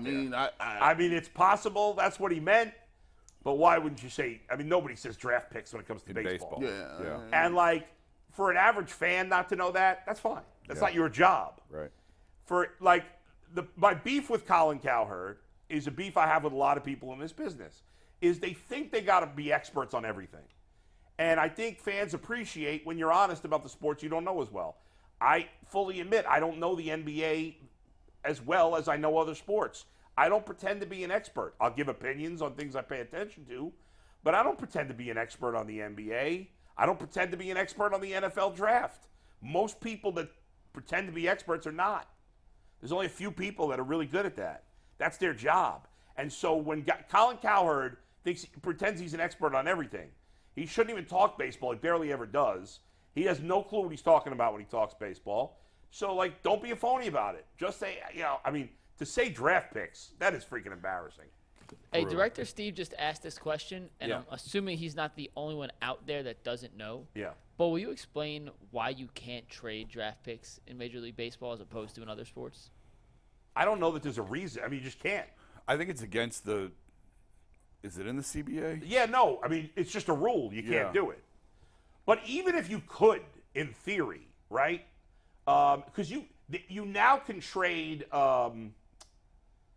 they changed a rule where there are those like supplementary type there are picks, some supplemental picks you could trade. I can't remember the exact rule. So there are some supplementary picks that you can trade, but the point is there's never a trade in baseball that involves that the key part is Aaron any Savali kind of, for a third-round pick. Right. That involves there are I can't remember now. There are one segment of draft picks that you can trade, but it's never a key part of any kind of trade. It's always a throw-in when it happens now because they changed the rule a couple of years. But, yeah, you can't trade. I don't know why. I think they originally put that in because they were worried that the big market teams who already have an advantage would just make such lopsided trades, by trading draft picks. I think that's why that was put in there originally. But there's never it just doesn't happen in baseball. You just don't trade draft picks, and it's never Anyway, go ahead, Mike. Did you look something up? No, I was trying to see it. There's no definition. I guess it's just in the CBA that it is. You can't trade draft picks. I'm pretty sure they did it because they didn't want the big market. The big market teams were already making one-sided trades. I mean, it's for been prospects. like that forever. I don't recall as long as I've been. I mean, I'm no, you've never been able to trade I've draft never picks. seen. Again, recently they changed some rule that there's. I can't remember what it is. I think it has to do with it's the money slots, isn't it? Or that's money what you can trade. The money you can trade money towards foreign players because there's a cap on that. Yeah. And you could trade that. It's not trade. I knew there was something in that realm that you could trade. Yeah. But that's never a key part of a trade, and you certainly don't trade draft picks in baseball. So that's it. You just can't do it. Steve Becker just sent us a little note that said it happened in 1965 when they officially banned the trading of draft picks. Then in 1985, it got strengthened when, quote, in response to the Expos dumping first-rounder Pete Incaviglia in a one-sided trade with the Rangers because he refused to sign with Montreal. Right. I remember him. Been like that for a Power while. hitter. Pete Incaviglia had a huge chest. Yeah. Google Pete Incaviglia. He had this big barrel chest. He probably hit 230 with 25 home runs. Yeah, I mean, there were a lot of guys like that then who would hit 30 homers. Yeah. You had Rob Deere. Oh, yeah. You had Glenn Allen Hill. Big dude. Good gracious. He was huge, Pete Incaviglia. Big dude. He's now an assistant coach at Oklahoma State. What's fun? He was a big dude when there weren't that many big dudes. Yeah. You're right. The big hairy chest was always hanging out with him. Right, exactly. I'm so annoyed. I only got 7 out of 9 in the Immaculate Grid today. I'm very upset. I'm not as good at that as I thought I would be. I get annoyed. Every time I miss one, I quit. I'm done. Oh. I just get mad and pout. I screwed up. Just guess Edwin Jackson or Jeff Francoeur for every one. Or probably going to get Cesar 6 or 7 right. Turis. I played for a dozen teams also. But when I saw did you see the one today? No. So it was Giants 300 hitter. Does anybody mind if I spoil it? No, spoil it. So if a Giants 300 hitter, career 300 hitter, I put Bonds. I was so sure. But that wasn't right. What? They got me with Bob Gibson on that a couple Will Clark. weeks ago. I ended up guessing. I ended up doing. See, that's where I would stop. Yeah. As soon as I miss one, I'm out. I'm done. No, I get stick annoyed. with it, but I it get pisses annoyed. me off. Yeah. So I ended up getting 7. I don't like when I don't get the immaculate bracket. I'm very annoyed at myself. I've never gotten all 9. I got 8 was the best. And now I've got 9. I've only been doing it for I think a week. I've got 9 most you were really days. late to the party. I know. Very I didn't late. know. I don't Do you know. just do baseball? Or have you done the other ones too? I tried the football one once, but it's not as good because it's not on. Why hasn't that one been bought by I don't know. another entity? You Not think sure. that would be more popular? I found this other game called Global. Have you seen this one? This is a game where it's just basically, to some degree, a guessing game, but you got to know geography. You pick there's a mystery country every day, and you start by picking a random country, and then the country lights up in a different color based on how close you are to the actual mystery I country. would be horrible at that. Yeah. I'm I'm awful learning at all about the countries in Africa and Asia Yeah, right now. I'm Come awful on, man. with Y'all geography. come on, man. It's Carmen San Diego. Y'all didn't play the game. Yeah, no. You like the war into Crook? I don't even know if he's speaking English right now. Where in the world is Carmen? Where in the San world is Diego? Carmen San Diego? And they used to have you go It was a at computer the end. game. It was like on a floppy disk. You'd push in really? the. But Yeah. There was a kids show on PBS. Right, I remember that. And then you had to take the poll, like you had this little thing. They'd be like, you had to go to South America, they go to Africa, and so anywhere but the United States. Yeah. But if they gave you that map of Southeast Asia, you're out of here. Like I've seen 2 people win on Carmen San Diego. Yeah, that was this all these little countries. The Middle East is tricky with all those. Oh countries. yeah. Anyway, Mike, go ahead. All right, next topic coming My up daughter is is calling me. about the Cleveland Cavaliers here, guys. This came out a little earlier today, but Ty Jerome signed his contract out of the biannual vet minimum, which means they still have $3.6 million left to use on the mid-level exception. So with that question, I ask you guys this. The Cavs are $2.7 million away from the luxury tax threshold. Do you think they are done making moves this offseason? I'll start with you, Jason. Go ahead. Yeah, I think they're done making any moves of significance. I don't. It would take another wacky sign and trade, which I guess is possible, but I think that they are pretty much. Let me ask you this: with the sign and trade, Yeah. you could go over the cap without paying the tax. No. Oh. No. With a sign and trade, just allows you to pay a person more money. Okay. But it still counts against your total tax number. So they'd still go over the luxury tax. Well, unless they can match up enough salaries to keep them out of the tax. Oh, that's true. Yeah. Okay. They're so not like going to bring be in Struce, they traded Jetty so they could make the salary work. Right, exactly. So they're not going to be a tax-paying team this year. They should not be. I don't think they should. I think it's the right move to wait another year. And I've said it before, if you're going to go into the tax, you don't want to go into the tax by $1 million. Right. Now, you could sign someone that you don't pay the tax, and you're not technically a tax-paying team till the end of the year. Right. So you can make a move now and then have the trade deadline to try and get yourself out of the tax. That's risky, though. It's hard to do that because teams know what you're doing and the price goes up to dump right. money at that point. So it is possible to go into the tax now and then get out of the tax by the trade deadline, but it is very risky, and it's teams have done it. Yeah. Plenty of teams have done it over the years. Is Kevin Love's money still on the books for No. this year? No. Because it was a buyout, it's gone. Well, last year was his last was year. his last year. That was his Is last year of his deal. So who else is coming off the books at the end of this year? At the end of this year, Yeah. I don't know if there really Give is me any one big sec. dollar. I don't think there is any big What dollar. was Levert's? Levert was 2 years. 2 years. So they're trying to Okay. keep everything clean by the end. They want everything, I think, to end. For Mobley. I need to look. But yeah, when Mobley signs his big extension is when they are a tax-paying team. Which is in 2 years? He has, I think his extension kicks in when Levert's comes off. I think, but I'd have to look at the numbers. I don't know off the top of my head. And Donovan Mitchell has 2 years left, correct? Donovan, all right, you're throwing us. Let me make sure I Sorry. get this Go straight. ahead, Mike. Check Donovan this out. has 2 years of control and then a player option year. Right, which he'll opt out of. I would imagine Unless he he would gets hurt opt or out. something Yeah, I weird would imagine so he has 2 years of team control left. So, is it fair to say? Would you say there's less than a 20% chance Donovan Mitchell is on the Cavs for the 24-25 season? Less than a 20. That's a lot of numbers. Less than a 20% chance. 2 years from now? Yes. I'd say it's less than 50. But I won't say less than 20. Okay, so but I think it's there's a like chance. it depends on how this year goes. This is a Right. massive year. If they get to the conference finals and they're rolling and they feel good about where they're at and he feels good about everything around him, yeah, he could stay for sure. Okay. And then I think you need to have, like, technically he could sign an extension now. He's not going to, but he could. Right.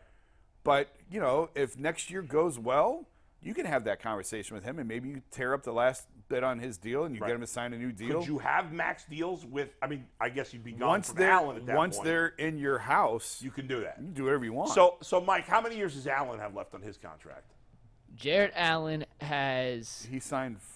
he has this season and then 2 more. 2 Well, more. he has this season, the following season, and then the following season. So 2 more after this year, correct? So in theory, they could be paying max contracts in 2 years to Mobley, Garland, Mitchell, and still be paying Allen $20 million. Yes. And Yes. it doesn't matter. It doesn't because matter. they're their own guys. Once you're in house, you can pay these guys whatever you want to keep them, and they will be an exorbitant tax-paying team. Right. But that's okay. Well, it's okay wi- if they're competing for a championship. right, and they're willing to pay it. Like Yeah. they're willing, and then when you get to the repeat offender stuff, that's when you got really hard decisions to make. And the Cavs get screwed, and the thing that could stop all of this is that second tier of tax-paying teams. And I don't know. It's too early to say what that number is going to be and how that would impact them down the road. But that second threshold is like teams are trying to stay away from that at all costs. So that could be prohibitive to what they're trying to do. But in terms of you can sign them to whatever deal you want once they're in-house, and extension-wise. G, you think they're going to spend money on a player right now? No, they're not going to spend no money on no player. And you know, frankly, unless it's some blockbuster deal that's going to put them over the top, like that, just not going to come around every once in a blue moon. I don't see anybody on the market that'll really make that much of a difference. So I think they'll stay pat. And you know, right now, this is the time period where you're hoping there's a level of development, right? You know, I look at Garland and I look at Mobley, right? The development period is for those guys. to come with something different in their game. You people laugh and joke all the time. You say Isaiah Mobley, where he get that game from? But his brother got to have that. His brother got to have like a renaissance, because at this point, you went out and made the move for Donovan Mitchell. Now the guys that you have identified and hit on, it's time for them to make the strides in their individual personal game. And so you look to see if Darius Garland comes back and he's more efficient. I would like to see Darius Garland. People talk about Mobley. I'd like to see Darius Garland put a couple pounds of muscle on too. He's slider frame. The whole first part of the year, he got knocked around, starting against Toronto. So, I would like to see Jared Allen. He's a wiry guy. There's no reason Jared Allen should not be coming back 5 to 10 pounds heavier. Like he's not a shooter. He looks like, okay, that frame, he could put 5'10" on. I believe that he should be coming back a little bit stronger and a little bit tougher. And I don't even need him to work on his regular game. I need him to be working with the sports psychologist. I need him to be working with some people to like say, look, man, you're a guy that played in Brooklyn before. What do you mean the lights is too bright? You're in Cleveland. This ain't this light. This not the Knicks. So he need to go through and try to figure out what's going on with that. And then, for Donovan Mitchell, he had one of the best years of his career here in Cleveland. But until it mattered. You gotta, at some point in time, you gotta look at yourself and be like, look, if I'm that guy, why would and by the way, he wants to go to New York, but Jalen Brunson is doing all right. He's doing all right. They got people out there. Like, you see what I'm saying? They got guys that is performing now. For him to hit that next level, he got to, it's hard, because I think him, Jaylen Brown, Jason Tatum, the younger guys in that little middling era, like, none of them have broken through.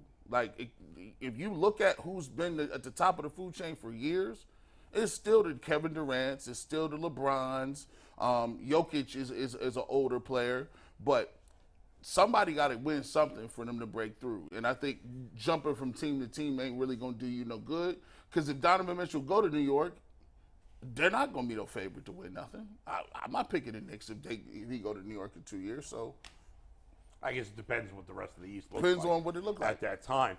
Jason, have you heard anything about players conditioning this offseason? Any rumblings about that at all? Conditioning? Like is Mobley working on putting on weight? Is Garland getting bigger? I haven't checked into that. Yeah. I mean, you'll get those stories when everyone's in the best shape of their life. This guy put on 15. It's the best shape of the life season in October. I don't really pay much. The best shape of your life season? That's hilarious. That's everybody talks about that in the preseason and the weight that they put on, the diet and changes. And the only person that really come back looking different is LeBron.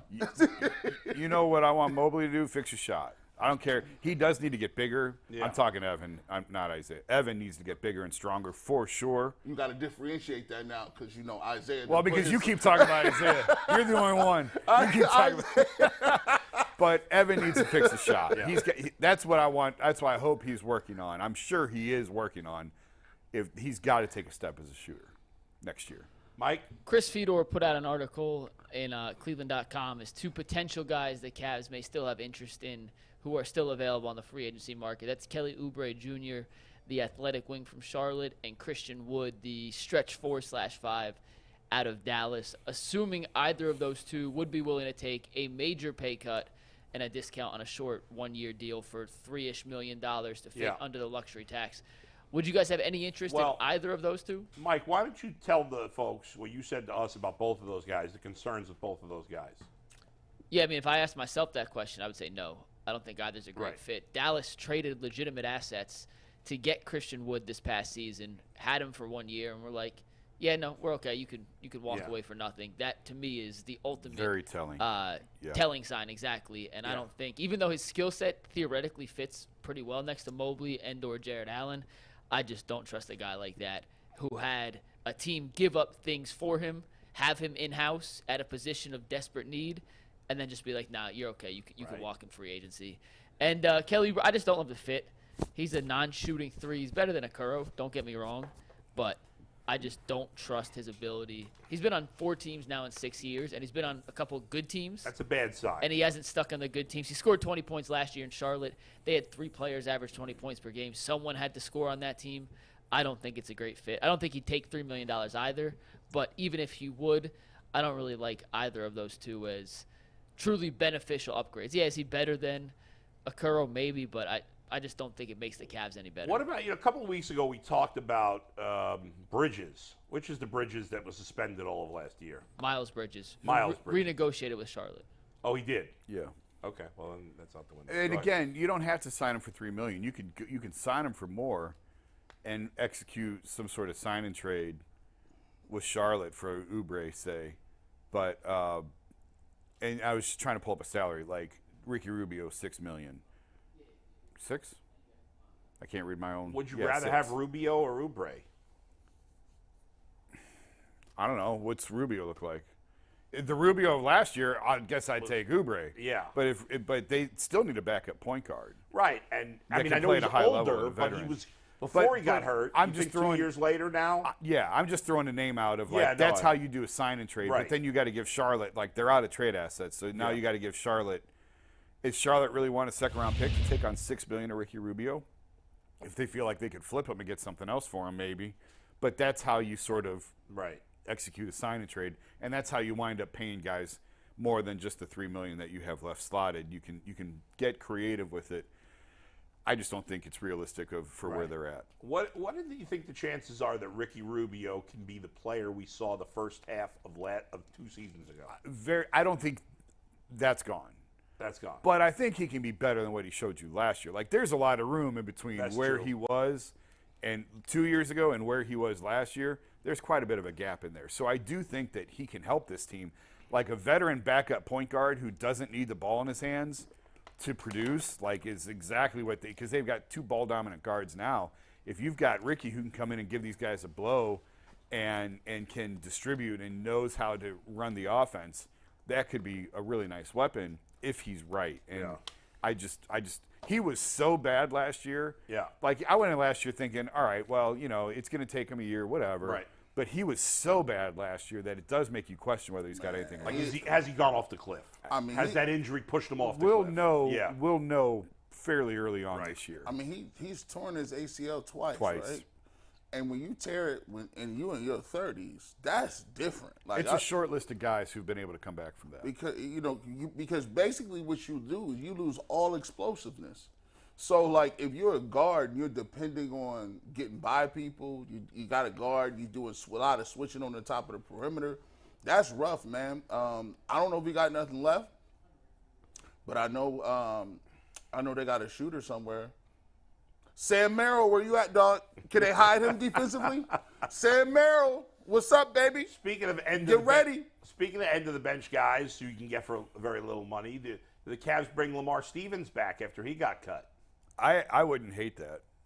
Although there might be a rule. There used to be a rule, right? If you do trade a guy. It was the Drunas rule. Yeah, because the Cavs was doing that every week. I think he's off limits to them for a year. Oh, okay. I think. Or was it the Verjao? It was Zadrunas because Zadrunas, they traded Zadrunas to get Antoine Jameson. Washington bought him out, and he came right back. Yeah. Right. And after that is when they Why redid would the they? rule. But it's like, who cares? Because it was happening quite a bit. Yeah. But so what? It's only happening with, like, not great players, right? Now the league frowned upon because it was like the Cavs got Jameson for nothing. Right? Yeah. Or a first round. I think they gave him a first round pick. It's like not nothing. That's not nothing. No. Well, the new rule should be called the Otani, because I sure would do that. I would tell him, I'm gonna give you $750 million. We gonna trade you for these prospects. See what I did there, Kyler Cowher? Yeah. I didn't say picks. I said prospects. Hey, I'm gonna trade you for a bunch of AA guys, and we gonna get a full farm system, and then you gonna come back for $750. Now the thing is, somebody might just like the Dodgers might be like, nah, we're not going out without that. Like, so we might offer him $1 billion. Yeah, I don't think it's getting to $1 billion, but he is gonna get. He's worth every penny he gets. Once you I think I agree with the idea of trading him because I don't think he's coming back. But once you trade him, it's really hard to get that guy to come back. Right. it's a Carlos Boozer situation where you're taking a guy at his word or whatever. But I wonder how often teams have traded guys in that situation and then tried to get them back. Dude, I mean, I don't know. Well, they definitely did with Boozer, right? That's for sure. No, but Boozer was different. Boozer wasn't a trade. They was like actually a restricted, it was right? actually illegal. What the Cavs did was basically illegal. Yeah. And they let him out of this contract to restructure. I don't remember all the details.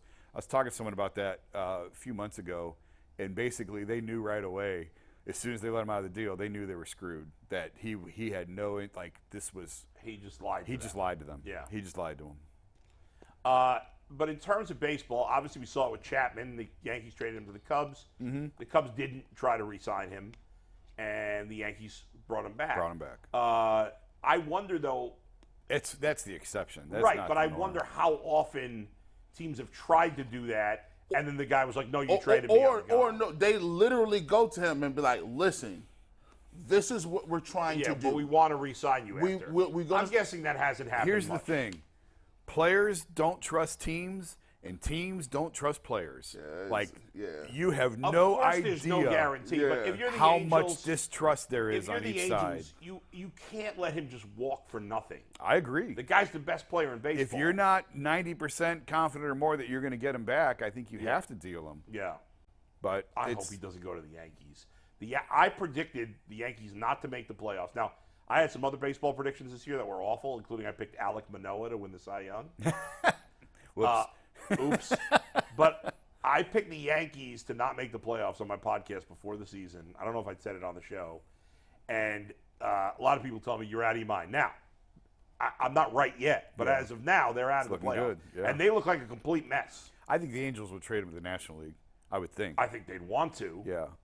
The Dodgers. The Dodgers make a lot of sense. Yes. Even though the Padres stink, you never know with them.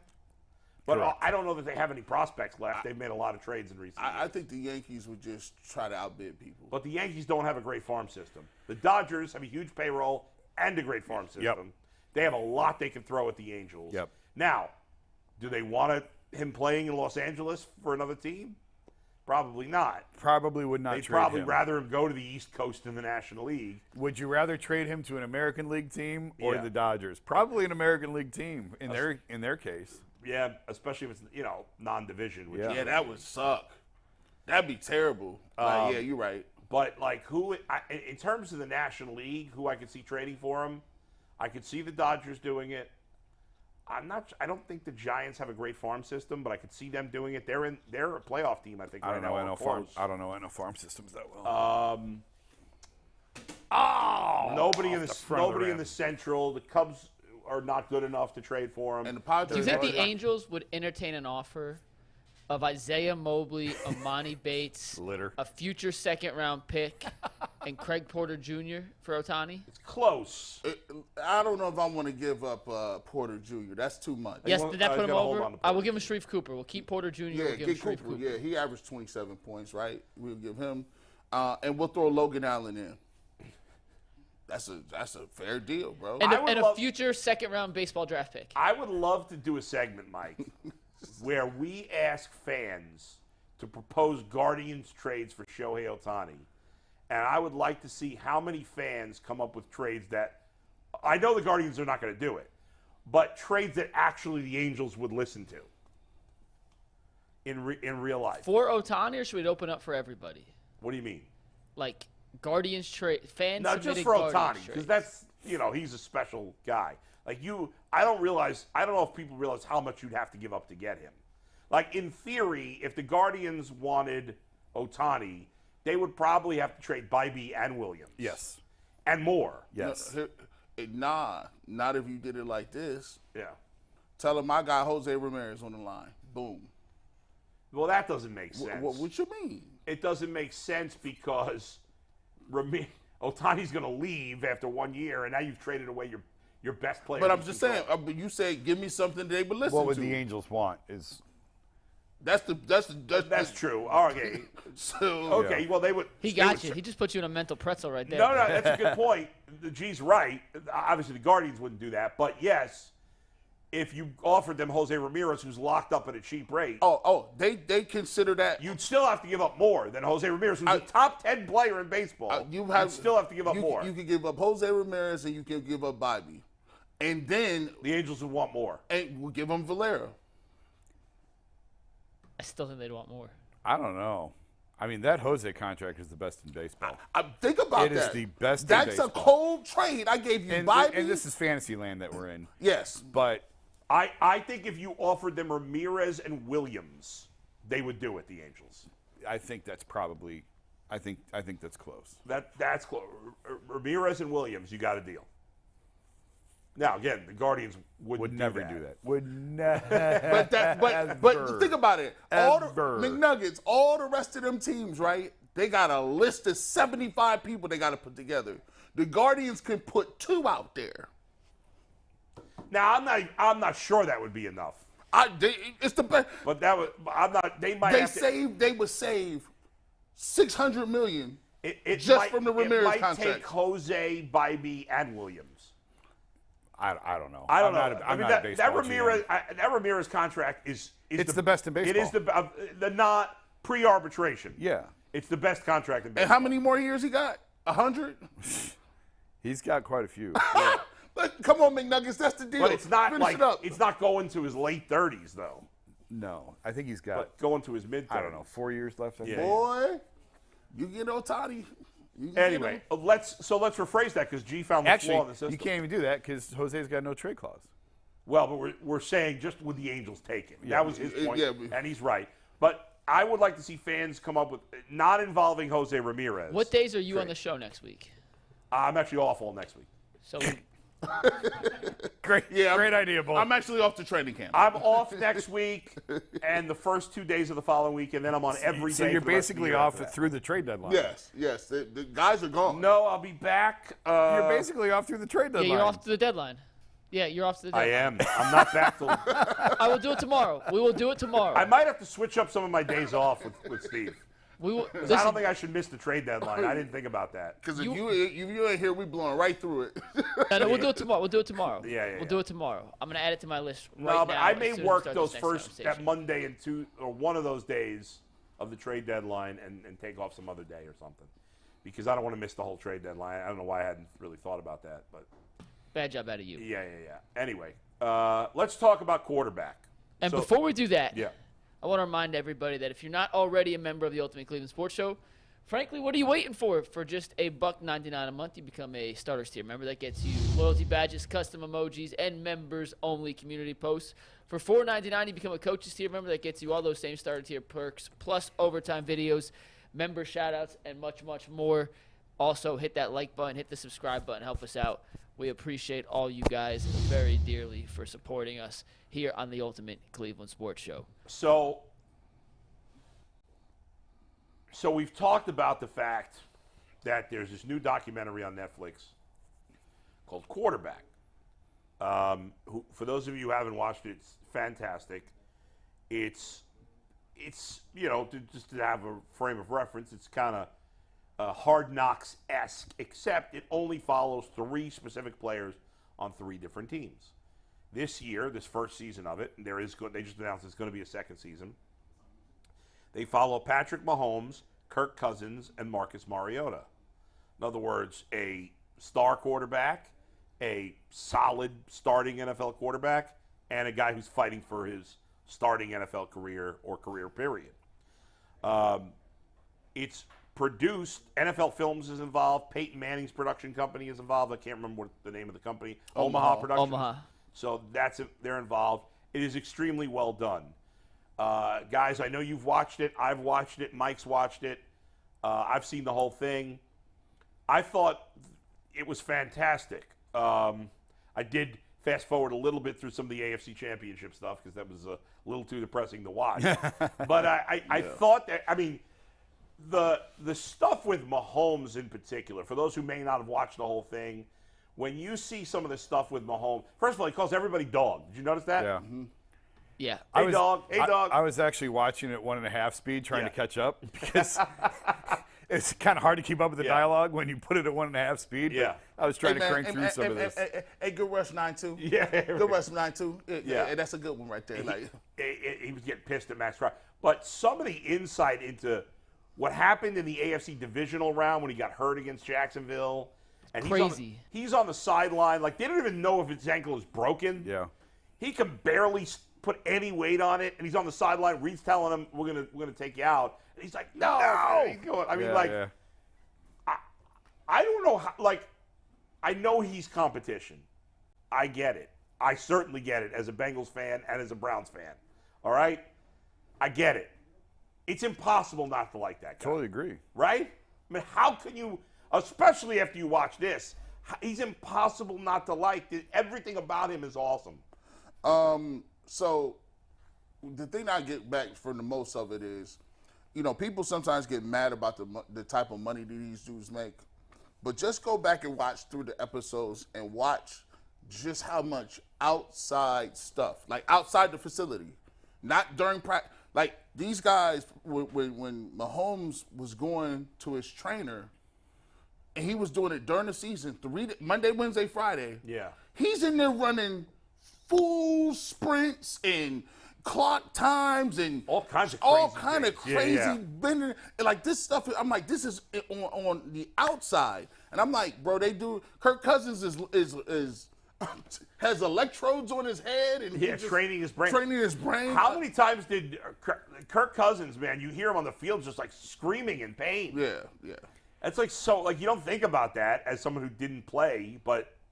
That was one of my big takeaways from this. Yeah. Was seeing, and you always hear, and G, you played, so you know this. I never played football outside of second grade, so I can't speak on this. The little nicks, knacks, and hits that add up over the course of a 17-game season, especially when you're getting hit by 250 to 350-pound dudes. There was a scene in the first episode when Mahomes was playing against the Raiders, and Max Crosby. Yeah. Like punched him in the head. Kind of hitting him a little after the whistle and was playing mind games. And one time he just punched him. Yeah. Like in the arm after the thing. And Mahomes is like, and I don't want to curse, but he's like, dude, you can hit me. Don't punch me like that. And he came back. Kirk Cousins was never on the injury list last season for the Vikings. He was never listed as questionable. He was never listed as doubtful. He was probable most of the time, but very rarely even showed up on the injury report. They don't do probable anymore. So he wasn't on the injury report whatsoever.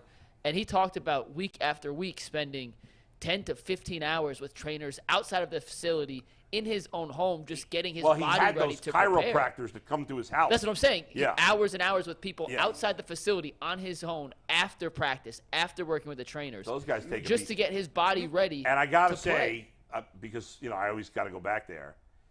I was thinking the exact same thing. Go ahead and say it. For all the excuses that were made for Baker playing like shit when he hurt his shoulder, that I feel even more vindicated saying, you're on the field, you got to play. Yeah. Because we didn't hear excuses for other guys. Kirk Cousins, now, listen, they lost in the playoffs. Well, he threw a pass 3 Kirk yards Cousins on 4th and 8. had a great season last year. And he had the shit beat out of him. I mean, he was effed up the whole year. There was, like, I just forgot about this. Yeah. I was watching Kirk Cousins on the thing. Yeah. And I was sitting there getting emotional. And I was like, man, what the hell is wrong? I was by myself. I'm just trying to get through the episodes. I'm like, man, why am I acting like that? Like, I'm like emotional. And it's because, like, when he was doing all that training stuff, like, I remember I used to be hurt and have to go do all these different things and get your knee drained and all these other, getting your knee scoped and all these different surgeries that you had, or back or neck.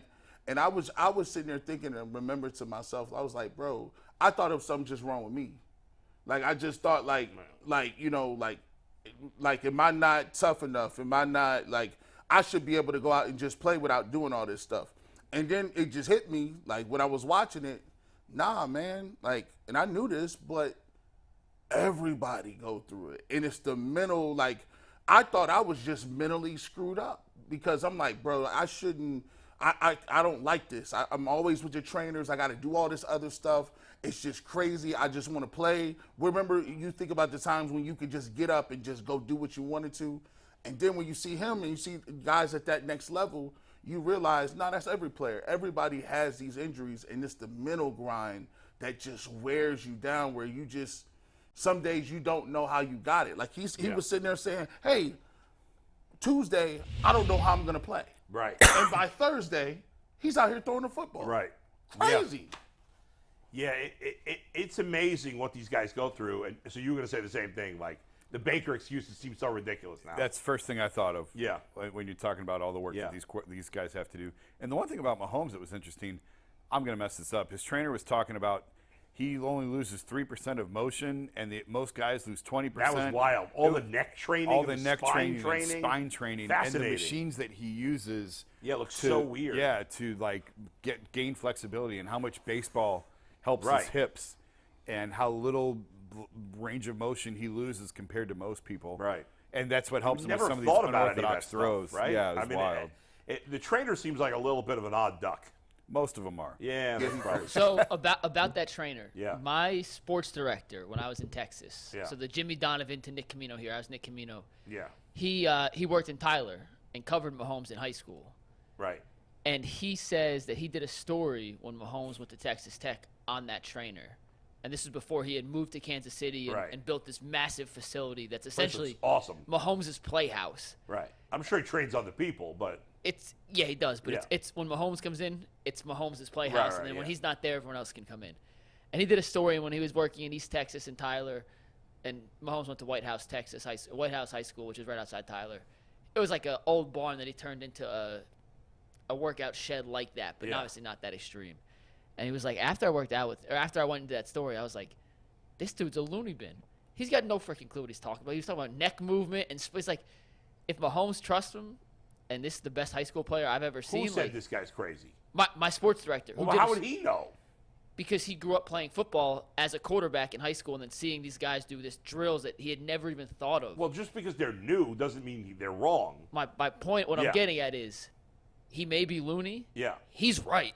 Whatever he's doing is working. But he came out, this is before Mahomes. This was Mahomes in high school before he made a mark at Texas Tech. Okay. And he's like, why is he doing this kind of stuff? This makes no sense. I'm 10 years older than him. I played, high school football in Texas at a big-time high school. Yeah. And I've never done anything like that. Yeah. Type stuff with pitcher. It's different. Baseball. Doesn't it? See, this is now. I know I can't be the only one that I think about this. When they was doing all this stuff, what they be doing, did it cross your mind? You'd be like, what is Deshaun Watson doing? I wonder is he doing this level stuff? Is he? I didn't think about that, but it's a good question. I mean, he was gallivanting through Europe. Like you like, which is fine. I don't want. No. That came out wrong. These guys are entitled to their time off. But they need to enjoy their time. I wasn't going. But what I was saying was, at the level that we want to go, or the level we want to get to, and these guys are standing in front of you. Yep. You ask yourself, all right, he has to be doing at least. Right. This type if of the level best work. quarterback in football is doing this, if I want to compete with him, I got to do even more. And I came away thinking after the thing, oh, we in trouble.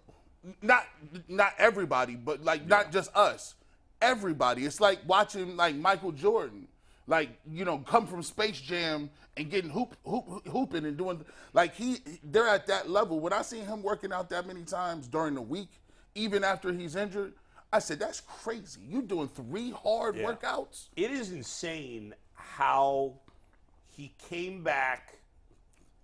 The fact he played in the playoffs after that ankle thing is the dumbest, most absurd thing ever. And in the Bengals game, a week later, he didn't even look hurt. At all. I'm sure he was affected by it. I mean, he talked about it hurting. He didn't look hurt at all in that game. He said mentally, I had to tell myself it didn't hurt so many times till I convinced myself I just wasn't in pain. Yeah. One thing I want to talk about with Mahomes, and we'll get into a little bit of the Mariota stuff, which I could have done without, but when they talked about the process in practice of coming up with some of their diabolical plays, like the Pokemon play they ran in the Super Bowl. Wild, yeah. I'm curious, and Jason, I wonder if you know, Mahomes and Kelsey talked about this too on a different podcast, but it lined up. They have a period in practice every week where players can come in with trick plays and present it to Andy Reid. They'll run it, and if Reid likes it, they'll try to tweak it but put it in the play. Well, if Reid and Mahomes like it. Yeah. But I'm saying if it gets approved. But, anyone can come in. An offensive lineman come in with a play. He encourages the players to kind of come up with plays. That's crazy. Is that commonplace around the NFL? No. Is that an Andy Reid special? I haven't heard of that before. Now, again, I spent most of my career around the NBA, not the NFL. But in the last few years I've been around the NFL, I have not heard of that. It doesn't mean it's not happening. I could see Kevin being open to something like that. He should be. Every coach should be. Yeah, I could see that. because he actually is very collaborative, but I haven't heard of any specific period. Yeah. I'll ask around. I'll poke around on that and see if that's common or not. It just seemed really cool that Andy Reid, maybe one of, if not a top Mount Rushmore level offensive mind in the history of the sport. Yeah. It's like, hey, if you have an idea, let me see it. If I like it, we'll figure out a way to make it work. I thought it was fascinating to see. I mean, their wives are very in tune. Like, their wives are really in tune to what they're doing. Like, I thought it was crazy that Marcus Mariota's wife was sitting there with him every Tuesday, like studying the play, like XJY, Butterfinger Dip, Turbo 5, race car on 3. You're like, what? And these guys, these are new calls every week. They're not like, these are made up calls. They make them up. Then you have to learn them by Sunday. To be a quarterback, you have to be super smart. You have to have a great memory. You gotta be self-motivated. Yeah, and the difference between great and good. Somebody was saying this the other day. I don't remember who was saying it. It's so small. Who said that? Who said that? Marquise got. Was it Marquise? Because think about it, and your processing speed and that like, how do you know that about a quarterback when you draft him and you trade for him? Because your ability to process what you're seeing. And the guys who can do it quicker are going to be better. I mean, that's a huge. They're all putting in, and the crazy thing is, they're all putting in the same amount of time. You see them, except for Johnny Manziel. He's floating around on it. He's putting in any time. That guy. But that's the difference between college and pros, because all of them play well in college. But for you to be able to sit there, and that's why it's hard when people say we got to, is a quarterback smart enough to handle the playbook or smart enough to have a grasp on it. Now think about it. He wasn't even talking about audibles. Like, he was talking about, Kirk Cousins was talking about, there's a play where I should have got out of that play, because he's like, but in the one time during the series, he said, I just forgot that to call out the tight ends. Yeah. I forgot the last part, and I was like, whatever. Yeah. Like, why whatever. Everybody else, and it worked because everybody else knew the position. Yeah, right. And I started to think, like, how many bad teams have you probably been on where a quarterback goes in, forgets half of what's going to happen, and the receiver runs the wrong route? Like, things like that have to happen all the time, right? Man, it's fascinating. Who would we like to see on this show next year? Who would you be? And it has to be in 3 tiers. A star. Yeah, I'll give you mine. Obviously, I'm biased on the first and third on this. I'd like to see Joe Burrow, Daniel Jones, and then Baker Mayfield. That would, to me, would be fascinating to see those 3. Ooh, listen, this is a cheat code. So I also want to see Joe Burrow, just because I think people follow him like the Pied Piper. So I like to see him. But then I'd like to throw a curveball. I'm like, well, he was a great quarterback. We think he can believe. Deshaun Watson is that middle spot. Like, I want to see if he get back to where he's supposed to be at. I don't think I think because of the off the field stuff, it's not going to happen. But I would. You just asked, who do you want to see? But you telling me we want to see Watson. I would want to see it too. That is blockbuster. Yeah. And then to clean it up, we just say, well, listen, the guy he took over for is radioactive too. We got Baker, Burrow, Deshaun Watson, and Baker. I mean, that would be I'm watching massive every ratings. night. I'm watching every night. Yeah. I like Burrow. I would like to see Josh Allen too. Yeah. I really like the Baker one. I like Derek Carr. I'd like to see Derek Carr in that middle tier would work. Yeah. Daniel Jones doesn't excite me. Derek Carr was on Hard Knocks, and I liked how he came off in Hard Knocks a little bit too. Aaron Rodgers would be a lot of fun. I think he'd be great. I think he'd be great. Well, he's going to be on Hard Knocks. Yeah. He's such a weirdo, though. I follow Russell Wilson. Oh, Russell Wilson is the mid-tier one now. He's the mid, Yeah. But his wife is not mid. She's top shelf. I need to see that. I think Lamar Jackson would be a lot of fun in this. He intrigues me. Lamar would have been a lot of fun last year going through the contract stuff. Yeah, that's what I'm saying. He'd be fun. Deshaun Watson is a guy who, if everything came into place and he allowed it in the NFL, they would never do it. I don't think it's plausible, but he'd be one. You know, a person that they're not going to let him do? I also think. What'd you say, G? Sorry? The person that they're never going to let do it is Tua. Like, they don't want no parts of his offseason concussion stuff. Yeah, right. They don't want nothing. I think Dak Prescott would be a fun one too. Dak could be a good, the mid-tier one. Does the NFL have to sign off on this? I guess they do. I guess, yeah, the NFL has control over everything. They would have to sign off on it. Yeah. Were we not here last week? Never mind. That was a dumb thing to ask. That was a dumb They thing got to ask. it. Listen, they control the voting rights. So everybody tell you that the Reds. That was a dumb thing I to also ask. want Kyler Murray just to see how good he really is at video games. Like the scenes of him playing Call of Duty when he's supposed to be studying. Or to see how many if he's in his tablet enough. Yeah, he's with the trainer, and after 5 minutes, he's like, that's enough. yeah. All right, we got time for final takes here, Mike, don't we? Or do you got something else? We do have time for final takes. I want to look up one thing real quick before we get to final takes because there may be one more thing I want to hit on with quarterback. And there is. I forgot. Give me your two biggest winners from the documentary. The two people that you came – or it could be losers, but two people, in your opinion, came off way better than you expected, way worse than you expected, but weren't what you expected to see from this. I'm going to say the biggest winner, I'm going to start off early. Biggest winner, bar none, is Patrick Mahomes' wife. Who would have thought that I thought she was going to – I'm like, I don't know, bro. He's going to have to keep her. I thought they did a good job of showing that she owns a soccer team. They showed her being a coherent parent. She wasn't saying nothing crazy. And I thought it came off showing like they got a little genuine relationship where it's kind of like they're a little quirky. So I thought high school sweethearts. Yeah, she came off, and I did not know she played semi-pro soccer. Shout out to her. Yeah. So I like that she's an athlete. And she's like, I kind of like the fact that he married I don't know what he's doing, but he married a girl who's not like a supermodel or anything. Yeah, he was like nervous and liked her. Like it was like, I had him in a friend's box. G. Bush, she was my number one winner too. Oh, really? She was my. I went in with the expectation of only seeing her from the annoying social media. And I found her annoying the first 2 episodes. But she grew on you. But she really grew on me. Yes. She had my opinion of her changed the most of anyone in this series from where I thought it would be to where it ended.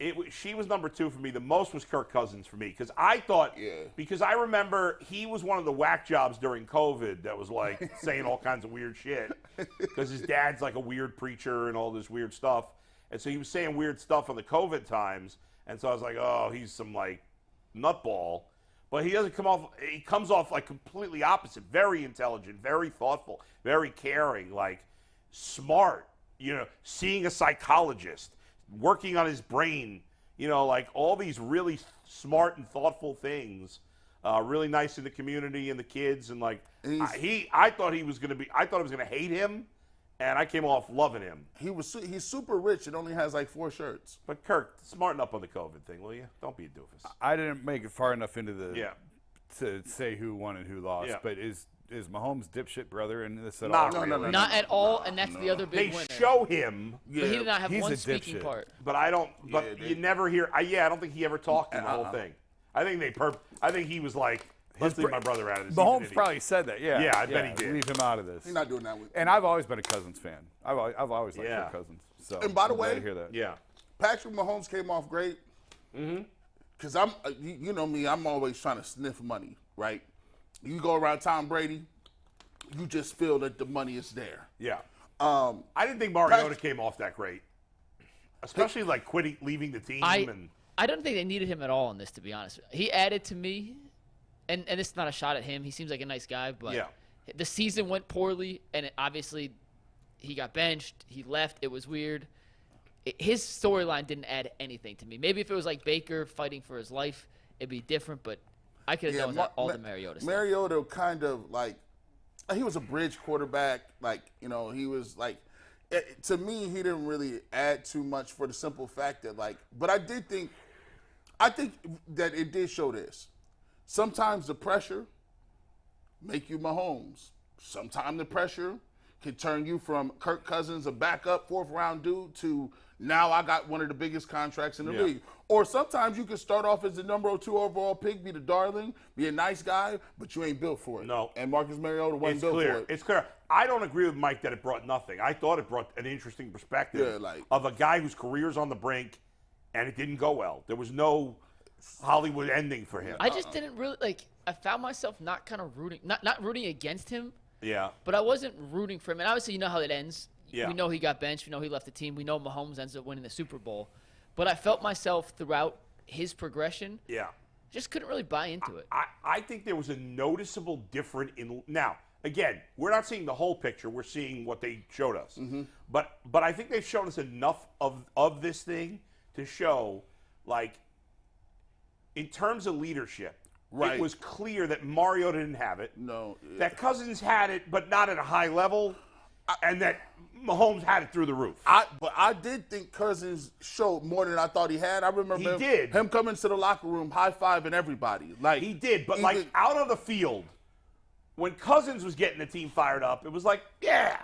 He's a squid, I told you. When Mahomes is getting the team fired up, you want to run through a freaking wall. Yeah, because Mahomes a couple times said, "No, it's way too quiet out here." Yeah, you guys. And he's out there cursing. He's out there like, let's, Do you know what was really cool too? They did, I think it was episode 7. They went through Mahomes' pregame ritual, and the way they edited it, was they took video from I don't know how many games it was, but it clearly was the same exact routine. And it reminded me, and Jason, I'm sure you know this, like Steph Curry's pregame routine, where it became a spectacle. Especially when they were on the up and up. Yeah. And he would go to every arena. It was the same thing. He'd make the same amount of shots from the same spot. Mahomes did the same thing. He ended it with the fadeaway jump shot and then catching a pass from Chad Henne. That was cool. I also thought Andy Reid and the little nuggets we got of Andy Reid came across really cool, too. I agree. So did, what's his name? Kevin O'Connell. Kevin O'Connell he did, came off good, too. Arthur Smith has no chin. No. Well, I don't really either. So. Do you... I couldn't look at him. Someone made a joke about it once, and then I see him. He's a nice guy, though. I like Arthur Smith. Do you think, like, the Bills have bulletin board material off of this? Yeah. Right? I mean, I don't know. Jason, I don't think you got to it. We were talking about it, though. But in episode 7 is when they beat Jacksonville, right? And then he goes to his house, and his whole family's there, and his friends are there. And the Bengals and Bills were playing the next day. And I think his dad says to him, or somebody says to him, I think it was his dad, who, for those who don't know, his dad played Major League Baseball for a number of teams. But anyway, his dad says to him, who do you think's going to win tomorrow? And he says, well, the Bengals are better. I think they're going to win. And then his dad says, well, who do you want to play? And he says, well, the Bills are a better matchup for us, but I want to play the Bengals. Mm-hmm. First of all, if you're a fan of the Chiefs, you got to love that. Yeah. It's like, not that the Bills would be easy, but he's like, I don't want the easier matchup. I want this only guy that keeps beating me. Yeah. And the only team that keeps beating me. And he beat him. That's you know how we're always like, oh, I want to play an easy team on the schedule. Like, the greats, they don't give it. He wants to play Burrow because Burrow's the only player in the league that had anything over him at this point. We match up well is a nice way of saying they're not that good. We'll beat them. Right. The Bengals are better than the Bills, but I still want to play the Bengals. That's why the Cavs beating the Warriors was it, because they was like, no, we want Steph Curry in the mouthpiece, and we came back from 3-1. You're like, yo, I like that. But the Bills will use that as speaking of bulletin board material. Yeah. I know we talked about this when it happened last year on the show. Yeah. And then Mahomes brought it up when, like, the mayor called it Burrowhead and all that stuff. And then Mahomes was like, yeah, it did kind of piss me off. And I know on the show you were like, yeah, players don't really care about that. And I do agree with you for the most part. But hearing Mahomes say that, did that change how you think about a little bit of player trash talk? I did say that I was annoyed that the mayor did that at the time. But I think you said, like, but if I they didn't need know that motivation. but the players clearly get pissed off about stuff like that. The whole Burrowhead thing was stupid. It was stupid, the Bengals players. First of all, Joe Burrow had nothing to do with that, of course. He would never do that nonsense. But the players that said it were idiots, and that effing mayor should have been fired after that. That idiot. Although I'll give him credit. Did you see when they did the Bengals schedule announcement? Yeah, he kind of was like... He kind of made fun of himself. I don't remember what he did, but I remember it coming up. Yeah. He was, Yeah, I'll give him credit for that, because that was really dumb. The whole thing was dumb. The Bengals embarrassed themselves with that. Really quickly, do you think sports talk is more rabid in Cleveland or Cincinnati? I don't listen to Cincinnati sports talk, so I don't know. It would have to be Cleveland. I mean, Cleveland's got 2 sports TV stations and 2 sports radio show stations and our TV show. Cincinnati doesn't have. They have WLW, they like have a one massive sports station. Yeah. And they have another station that is like news. I think it has one sports show. They don't have a show like us, equivalent to us there, I don't think. Hold on. I'm sorry. I'm sorry. Yeah, you get it right. You live in Cleveland, not Cincinnati. Act like it.